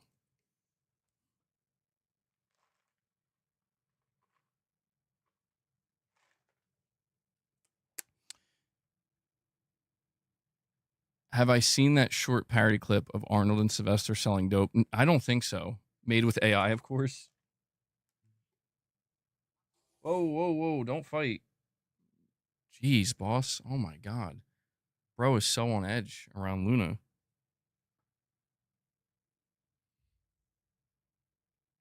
RE7 in VR, without a doubt, the scariest gaming experience I've had. I have to tell you guys, that's one area where I've dropped the ball, and it's not too late. Really? Leia, you're done already?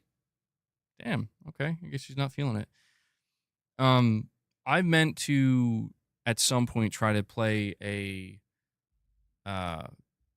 horror game in VR. I did play Resident Evil 4 though, and it wasn't really scary as much as it was just intense. But I don't think I've actually played a legitimate horror game. Matt York, who hasn't been here for a little while, but he used to, yeah, Rudy, he would always recommend like play Madison. And apparently it's like the scariest shit ever in VR. And I don't know, man, like it would probably ruin my entire day. Yep, there's boss. He just can't get enough. I really gotta buy some more shoestrings. Some more shoelaces. Get him jumping. Because I've been giving him too many treats, man. He's getting, I don't know, I think he's still within range. I think he's slightly overweight, but not too bad. He's still within range where if I could just get him to start burning some more of those calories, he'll be good. Gotta get the laser pointer out again. No, don't eat that. Don't eat that.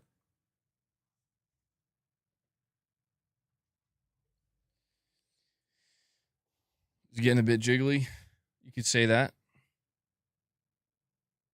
He'll tell you it's muscle. That's what he'll tell you. It's pure muscle, bro.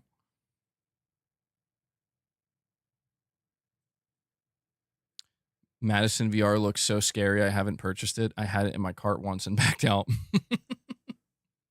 Bro, that's a crazy story, Chris. Backing out of a horror VR purchase because you're that scared. I love it. I mean, maybe you were right to do so, though. You may have been right to do so.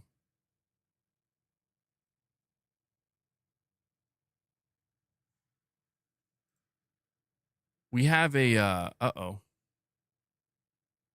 we have a direct donation from RichRod. You know it's never good when RichRod tunes in this late. What's he gonna say? Well, guys, you know the deal. RichRod tax in full effect. He dropped a $2 dono. We're gonna need 5 more memberships. Rich, make it happen. Or somebody can do it on your behalf. That's as is usually the case. Rich says, Colt, you better not even play a PlayStation game if it goes to Xbox. If you do, I will smack your mother so hard that Jez cheats on you with her in front of your face. Bro, what? What did I even just read? This violence, this debauchery. Rich. The RichRod tax, in effect, 5 memberships. Immediately. Go to jail right away. God damn. Perfect Image, I'm not reading it again. That's crazy, dude. That's some crazy work. Perfect Image says he's confused. That's the way it's supposed to be. A RichRod chat is supposed to leave you very confused, disheveled, unsettled. The violence. It's too much. More hints at a Thursday Nintendo Direct. You expect Microsoft to announce something at it? Dude, the only thing so I'm not going to promise anything. We'll have to see. I was telling you guys, because people were asking me if Morning with the Missus is ever going to come back. There is a chance that Morning with the Missus could return in September for members, okay? But Mrs. MBG was expressing some excitement at this possible Nintendo Direct. I can't promise anything, but there is a chance. Coin flip. Maybe we'll be able to stream that.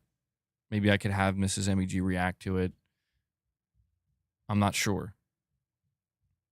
We'll find out. Stay tuned. Stay tuned. Is PSVR 2 worth it? I mean, it has a great library of games, and it gets a lot of support in terms of people buying and supporting the games. So it's appealing to devs. But there was a leak of a Switch 2 white OLED. Really? Hold on, guys.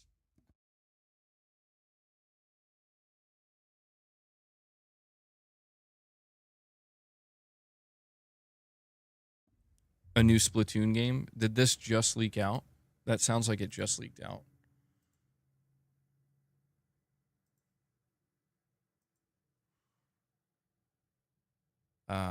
A retailer from Malaysia has reportedly offered some details about the upcoming Splatoon Raiders. I guess that's the new Splatoon game. 2025 release, focus on adventure and exploration. More of a story element. New quest system. The mechanic player is skilled in mechanical modification. Okay. Well, I mean, that last part's a little weird, but we have another leak here. Battlefield 6 open beta will start at 8 a.m. Pacific time on August 4th. Exclusive info. Or wait, hold on. Okay, so it's just going to be a straight up open beta August where I will be there. Absolutely, I'll be there for that.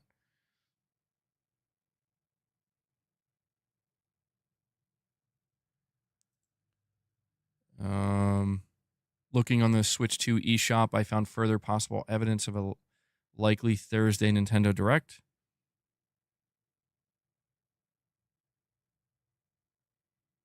Huh. So, yeah, I guess it's happening. I'm not seeing anything about the Switch OLED, though.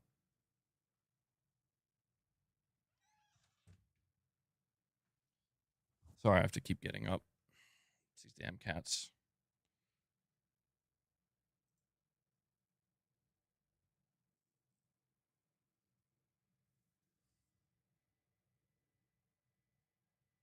Well, I mean, I'll tell you this. When it comes to a Switch 2 Direct happening, the only thing I really care about is there's apparently a Plants vs. Zombies remaster that's going to be announced for all platforms, but it might get announced at the Switch event or the Nintendo Direct, I mean.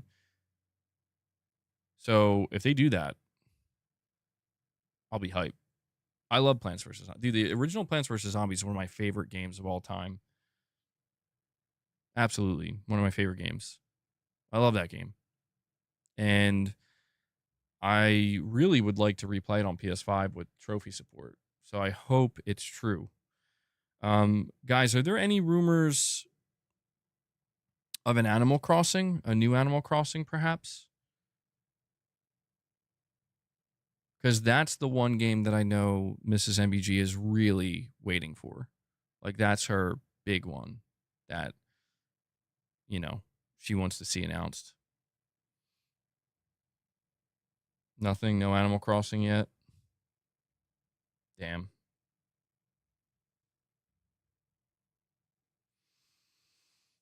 I mean, what do you think the chances are, percentage-wise? Percentage chance that the next Animal Crossing is announced at this upcoming Nintendo Direct.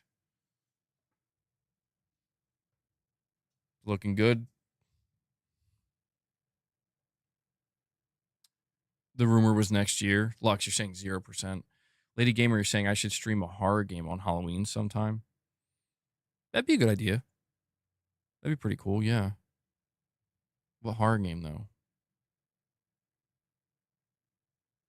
Wow, you guys are actually saying 0%. Wow, okay. Damn. I'll have to let her know then.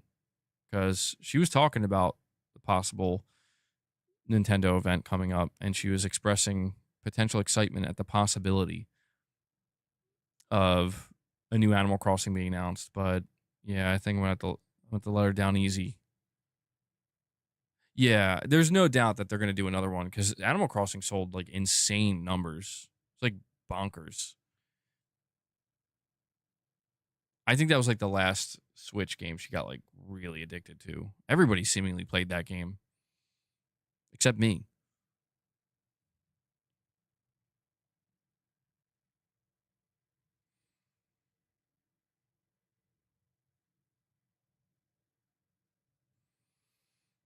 Corey says he will always push for the long overdue Chrono Trigger remake. MBG knows this. It's true. I mean, you at some point it's gotta. That's another situation where it has to be a matter of when, right? Not if, just when. Surely that's going to happen. I don't know how appealing it would be to me though. I mean, I'm not gonna try to be a poser, you know, and pretend that, oh yeah, Chrono Trigger, my game. Like, I'm not familiar in the least with Chrono Trigger. I just know that there's a lot of passionate players, a lot of passionate fans.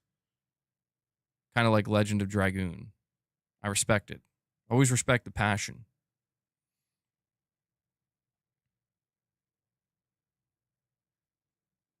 Adama the Dragoon, you're saying it's more likely they'll do a Switch 2 version of the last Animal Crossing game. Oh, I should ask Mrs. MBG about that. I should ask her if that would be enough to win her over. If she would actually be excited for that or not. Yeah, I mean, the whole situation with the Nintendo Switch 2, it's going to be interesting to continue to follow this console. For me, it's more just curiosity of how well is it doing? How well will it continue to do? Is it going to be truly like the best-selling console of all time? when it's all said and done? Is it going to surpass the Switch 1? Are sales going to slow down? No, not yet, Chris. Not yet. We're still holding off. Yeah, we're just going to open a PO box and somebody will send one. That is a goal of ours, though, to open a PO box sometime soon. People have been asking for it. If we do manage to bring Morning with the Misses back, start like sometime in September, I mean, it would just make sense to have some kind of PO box section like once a month or whatever. I don't know. Just some plans, some ideas for potential plans.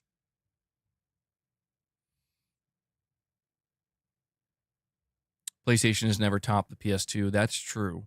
Yeah, the conditions seemingly were just right for the PS2. Corey, I have to play Trigger. I have to play Chrono Trigger. Access to the PO box only for members. Yeah. Yeah, keep it. Yeah, that would be I think that would be a requirement, certainly.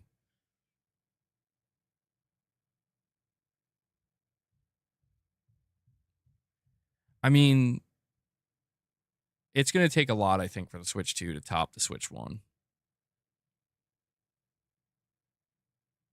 Certainly. I think it's going to take a lot.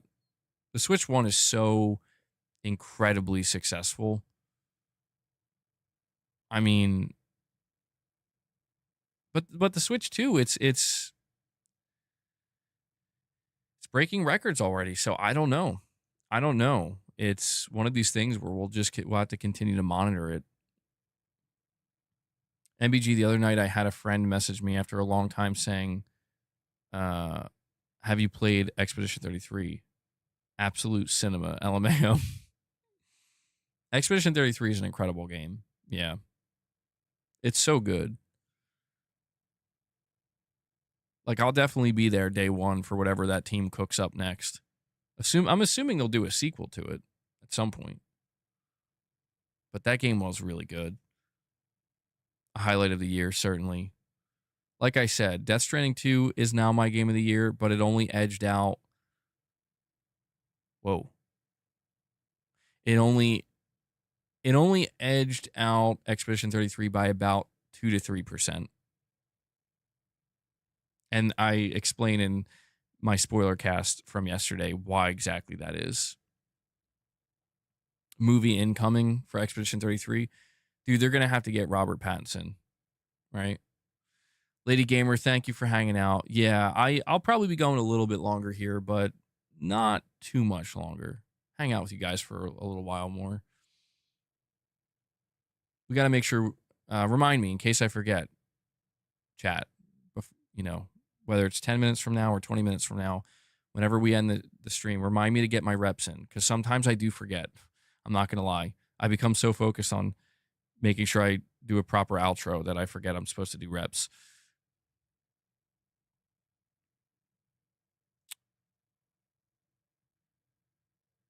Yeah, I mean, that's got to be who they get. Tarnish says, hit the like button, people. We are at 130 likes. Can we push for 140? Can we get 9 more likes? I think we can do it.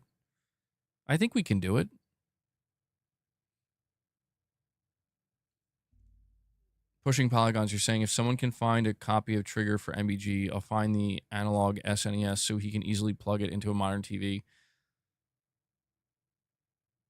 Oh, man. So Chrono Trigger is like a classic RPG, right? Or a JRPG, I mean.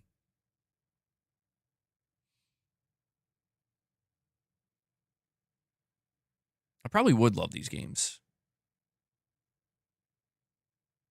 It's a Super NES game. Why did I think it was a PS1 game?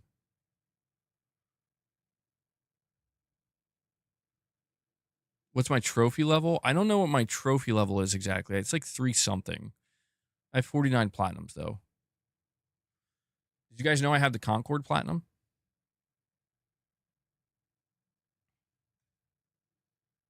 How does that make you feel? Kaz Jam says Chrono Trigger is one of his favorite games. Oh, it was ported to the PS1. Okay. Wise Transformers were for Cybertron $100. Bro, what?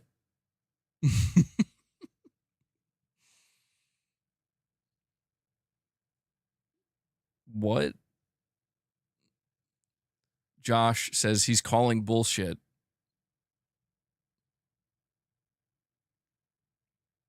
Oh, yeah, Josh? You think I'm bullshitting you when I say I got the Concord Platinum? Do you understand how elite I am? Do you understand how elite I am, bro? I am an elite trophy hunter. I'm in a class that not many are in.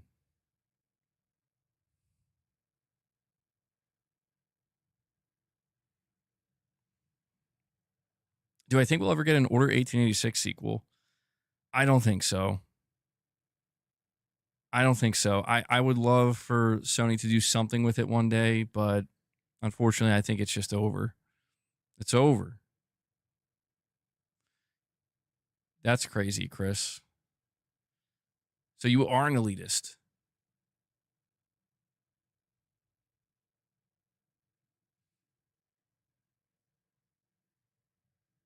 Chris, bro. That's a digital dude ass comment right there.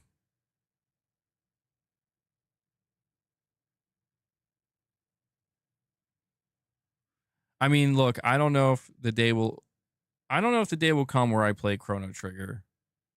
But I can definitely put that in a category, you know, I'll file it away as a game that if I'm ever desperate, or it's like I need to entice my community like desperately, like I'll do it. I'll finally do it. I'll play Chrono Trigger.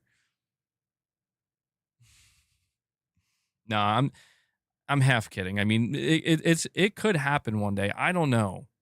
Knowing myself, I don't want to give anybody hope, but I try to keep somewhat of an open mind and encourage my audience that the day may come. It's a possibility. Anything's possible. Tarnish, you're saying you're afraid that PS6 may not have exclusives since all of them may end up on the Switch 2 and PS5, meaning Sony won't be able to take advantage of it, even the PS5 being held back by Switch 2. I don't know, man. I don't think Sony's going to let us down. Exclusivity or not, I think Sony's going to produce. I do. Sony will produce. I still have faith. Exclusive or not. I think there will still be exclusives, truthfully, but I think they'll produce, man. They'll produce Tarnished. I'll just wonder why I didn't play it sooner. I mean, that'd be quite the feeling. Damn. Chris, are you referencing Metallica's Death Magnetic album? Sony going the Series S route? What makes you say that, Lux? What makes you say that? No, I've never played any of those RPGs either, pushing polygons.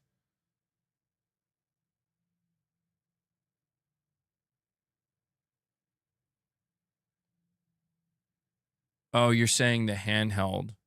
Well, I don't think it'll be the same though, because this PlayStation 6 handheld, or this PlayStation handheld, is obviously real, but it's not going to be mandated. Seemingly, if Sony did that, they would be shooting themselves in the foot. That would be a Series S moment. The handheld should be optional, and I think that's the route they're going with. I think they want to encourage developers and entice them, but I don't think it's not going to be a requirement for them to scale their game down to function on the handheld. But then again, we don't necessarily have official confirmation. Well, we don't even have official confirmation that this handheld exists. So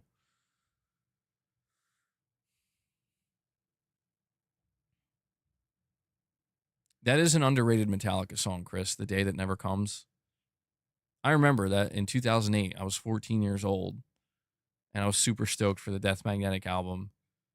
Fun fact, my dad even painted the Death Magnetic logo in my room. He like repainted my room. He painted it gray or something, like a light shade of gray, and then he actually painted the album art from Death Magnetic on my room, and I was like, this is the coolest shit ever. I was really into I mean, I'm still into Metallica, but that was like, I don't know, I was super stoked for Death Magnetic when that came out. And I like obsessively listened to it. I played the drums to it. Are the Red Hot Chili Peppers goated? I think so, yeah. Red Hot Chili Peppers are amazing. They're on constant rotation on my playlist.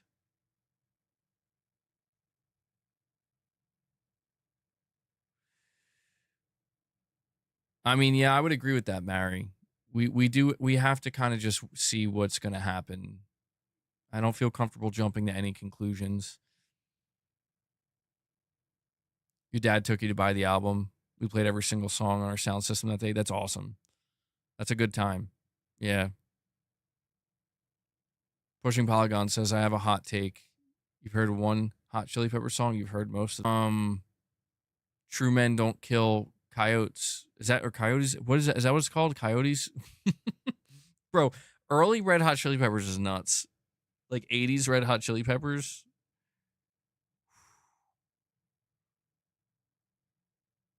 It was a vibe, though. It was a vibe, man.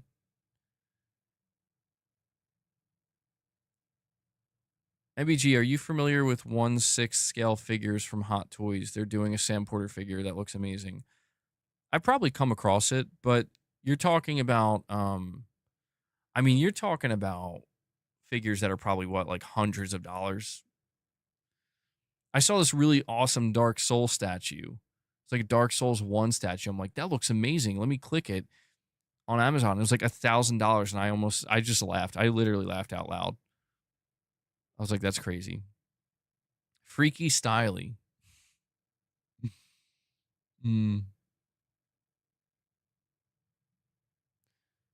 A while back, I went to a 102.7 concert before they had the Killers, System of a Down, Interpol, Smashing Pumpkins, and others. Was dope. 80s rock and metal was always rad. Yeah, man. I mean, it's weird. Like, I wasn't around. I wasn't alive. I wasn't born yet for most of these eras, but I mean, even the 90s, I was just a young kid, but I have such nostalgia. Maybe it's because, you know, my parents and, you know, family members grew up during these eras, and so it kind of rubs off on you. 80s music is your main source of music? I mean, I love classic rock. I mean, you know, just yesterday I went in the basement to do my workout, and I put my playlist on shuffle and got some Jimi Hendrix playing. I'm like, all right, let's go.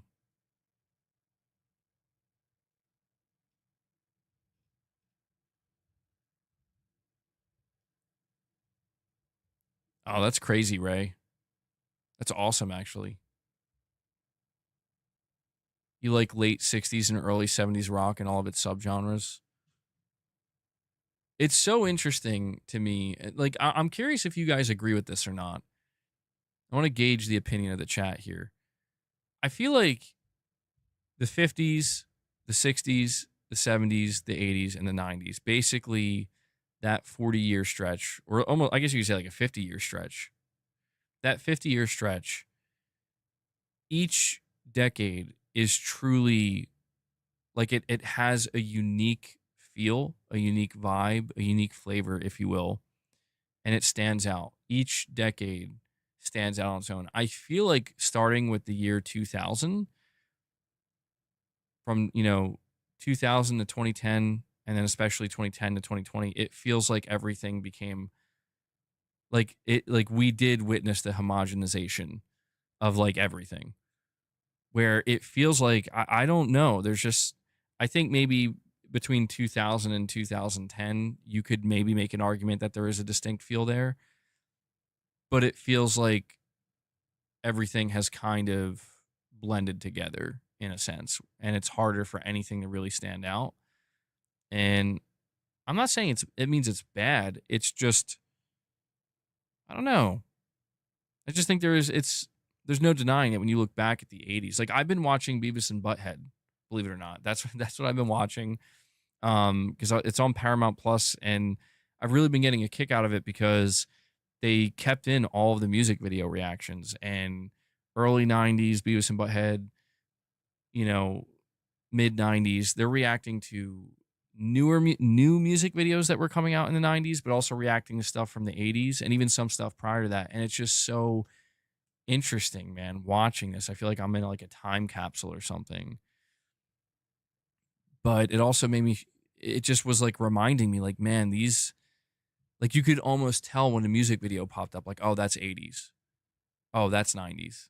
Oh, that's 70s. You know, like you could kind of just, you just got the feel for it.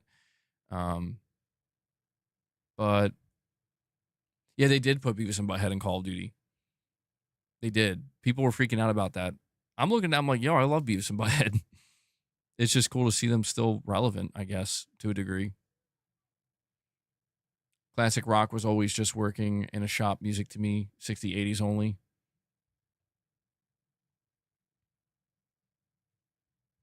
Oh, Temple of the Dog. Wow. Yeah.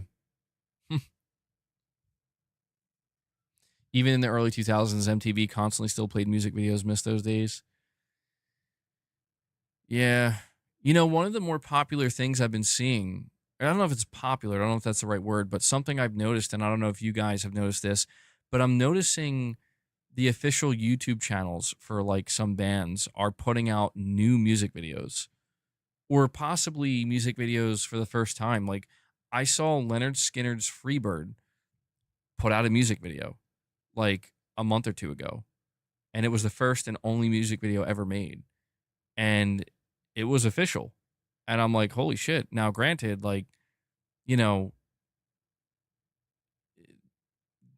it's different because it's like when you watch this video, it's like, yeah, this music video was made this year for a song that came out, you know, decades ago in the 70s. And I'm like, this is kind of awesome.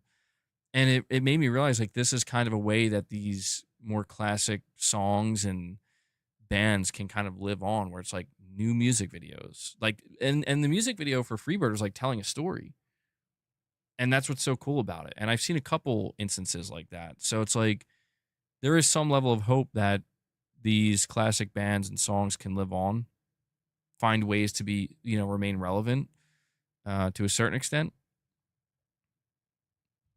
You like the AI music videos?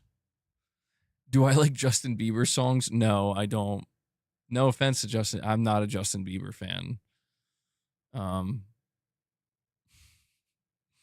yeah, Justin Bieber's my favorite, bro. You don't understand. Michael Meridian. Yeah, it's very tragic. Yeah, I don't know. I mean, the grunge era. I mean, I listen to bands like the band that I've been listening to nonstop. I mean, it's to a point where I'm trying to relax it a little bit because I'm going to do that thing where I'm going to over listen to this band. I've been listening to them nonstop for about 4 years straight now, and that is Soundgarden. And a lot of Chris Cornell stuff, you know, Audio Slave, but mainly Soundgarden. And yeah, man, like you listen to this music, Alice in Chains, and it's dark. It's a, you know, not all of it's dark. A lot of it, there is a lot of stuff that's upbeat and more heavy, um but a lot of it's really dark. And I don't know, man, it's very like this, the shirt that I'm wearing right now, Mad Season. This was a band that was formed during the grunge heyday, you know, where the lead singer, Lane Staley from Alice in Chains, he was in the band. I think the guitarist um, from Pearl Jam, and I forget the name of the other singer. He passed away not that long ago as well. There were like two singers in this band, but yeah, it's like if you listen to this album, Mad Season only made one album. It's quite depressing, but it's an incredible piece of music. Just the entire album. You know, the first song, "Wake Up," is like holy shit, dude. It's a masterpiece. It's a masterpiece song. Um, River of Deceit, came from this album. And River of the Sea, if you guys haven't heard the song River of the Sea from Mad Season, like, it's a very sad song, but when you're feeling the vibe, listen to that song, check it out. It's an incredible, that's another masterpiece. So good. So good, honestly. But yeah, man. I notice as I don't know, I'm 31 now, and I've noticed that I used to want to listen to a lot more angry, driven music, and I still do sometimes, but I notice I have less of a desire for that these days. Maybe that's good. Maybe that's a good thing. Tarnished, you're heading out now. Thank you for hanging out with us. Yeah, I'm going to be wrapping this up any minute now. I'll do a last call, by the way. If you want to drop any more support, any more member gifts, we're sitting at 76, which is incredible. Thank you guys so much for that. But, you know, if you want to drop any more member gifts, if you want to become a member, any more super chats, direct donations, now would be the time to do it before we wrap it up. No, I'm not on blood thinners yet, Lux. I do got to clean up my diet, though. This stuff will be catching up with me very soon if I don't get my act together. I got to clean up my diet, get on a more strict exercise regimen. Oh yeah, Tool. Tool's a GOAT band for sure. I wonder if they're going to make another album. I mean, it could be possible that their 2019 album, maybe their last, but I don't know. I think surely they could produce one more. They got one more in them, right? 10 years from now. Watch the movie Singles. It's got a great soundtrack and Chris Cornell's in it. I've seen clips of that movie, and Chris Cornell produced the song Seasons. He wrote the song Seasons for that movie, and that song is one of my favorite songs. I probably should check that movie out. Alice in Chains, I think, is in that movie too.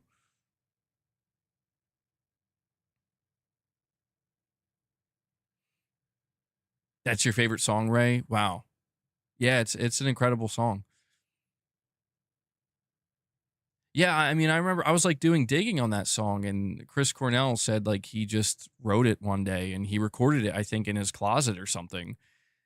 I'm like, it's stuff like that that's just so, I don't know, it's so awesome because you see so much music today is so highly produced, so over engineered, and you listen to a song like Seasons and you're like, holy shit, like that's just one man with his guitar and a lot of emotion. And he's just like, I'm going to write this song and I'm going to record it in my closet. And it just is like, it's a masterpiece yet again, somehow.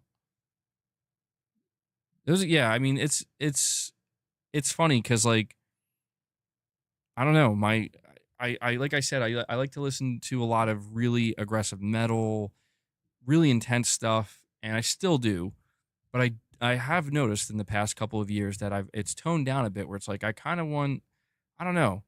I don't feel, maybe I'm like older Kratos now or something. Like I just don't feel the same. Maybe my test levels are lower. I don't know. Maybe I'm softer now. I don't know what it is, but I don't feel like some stuff comes on that I used to listen to like maybe 6 or 7 years ago that I'm like, it's not that I don't like it, but it's just I'm not really feeling the vibe right now. You know, I was feeling it then, but right now I'm not so much. ZZ Top, Led Zeppelin, Black Sabbath. Dude, ZZ Top. I mean, Led Zeppelin is always on my rotation. I've been listening to more Black Sabbath recently, for obvious reasons. ZZ Top, though, they're fun.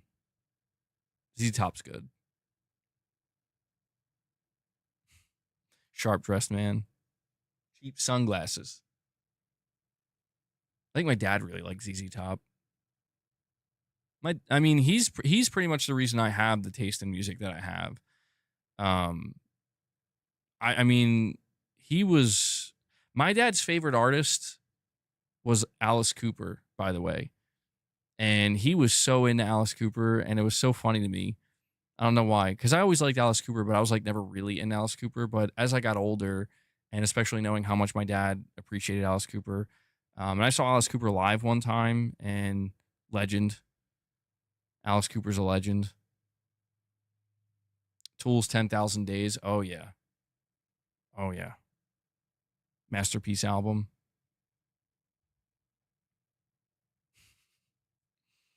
Ghost. I like Ghost. They're not usually on my rotation, but they pop up sometimes, and I've always enjoyed their songs.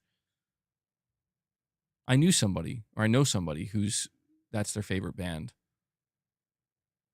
Your dad's first CD was Hootie and the Blowfish? Damn. Yeah, I could talk music forever, man. I love music. I want to get back into drumming at some point.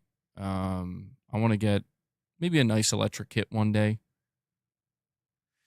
Get back into it.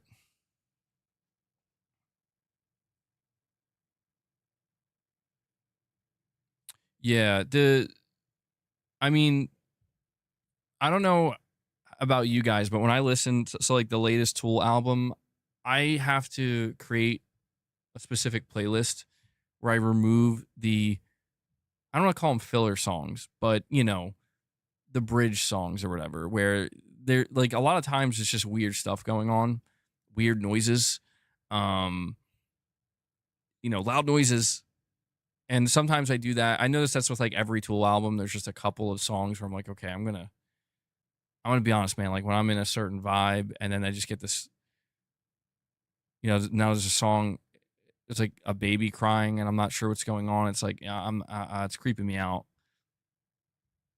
Electrons, yeah, just like weird shit like that.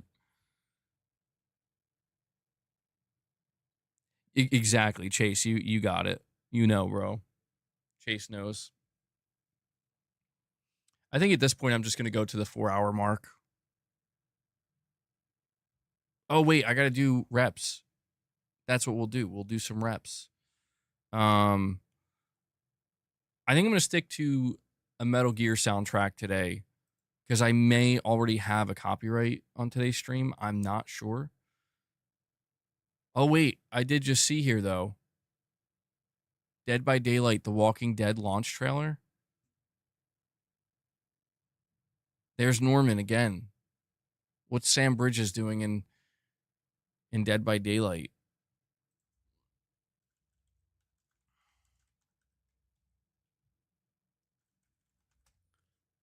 All right.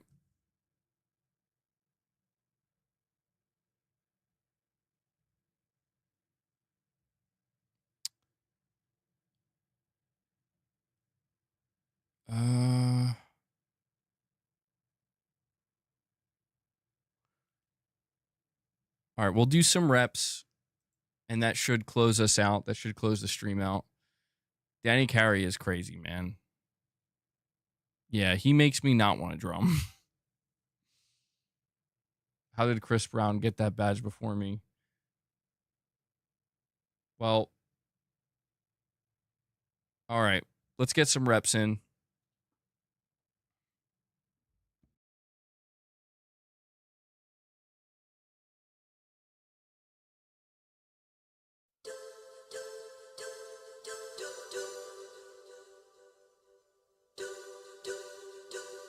Hold on, I have to decide if I want this or not. Holy shit, okay. Let's go.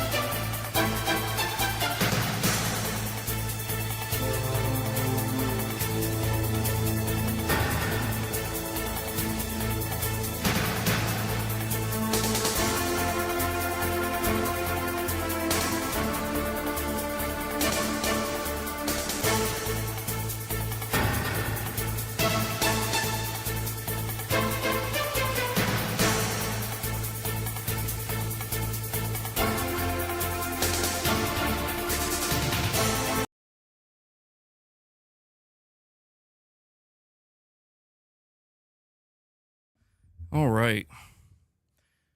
Not going to overdo it. Unless we got the extra reps. Did that music come through, by the way? The Metal Gear theme? No. It's not the 50-pounder, bro. No. Definitely not. My bicep would probably tear. I got to do more bicep work. Oh, no, I'm not feeling much of a pump. But, well, there we go. Tuck that elbow. I'm letting it hang out, man. Whoa.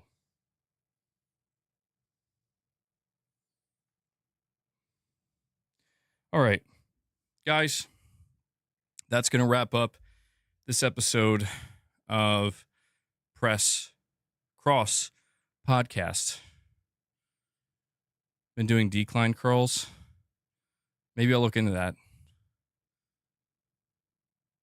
It's his chair, too, that gets in the way a little bit. It's not really the best to do, like, concentration curls on.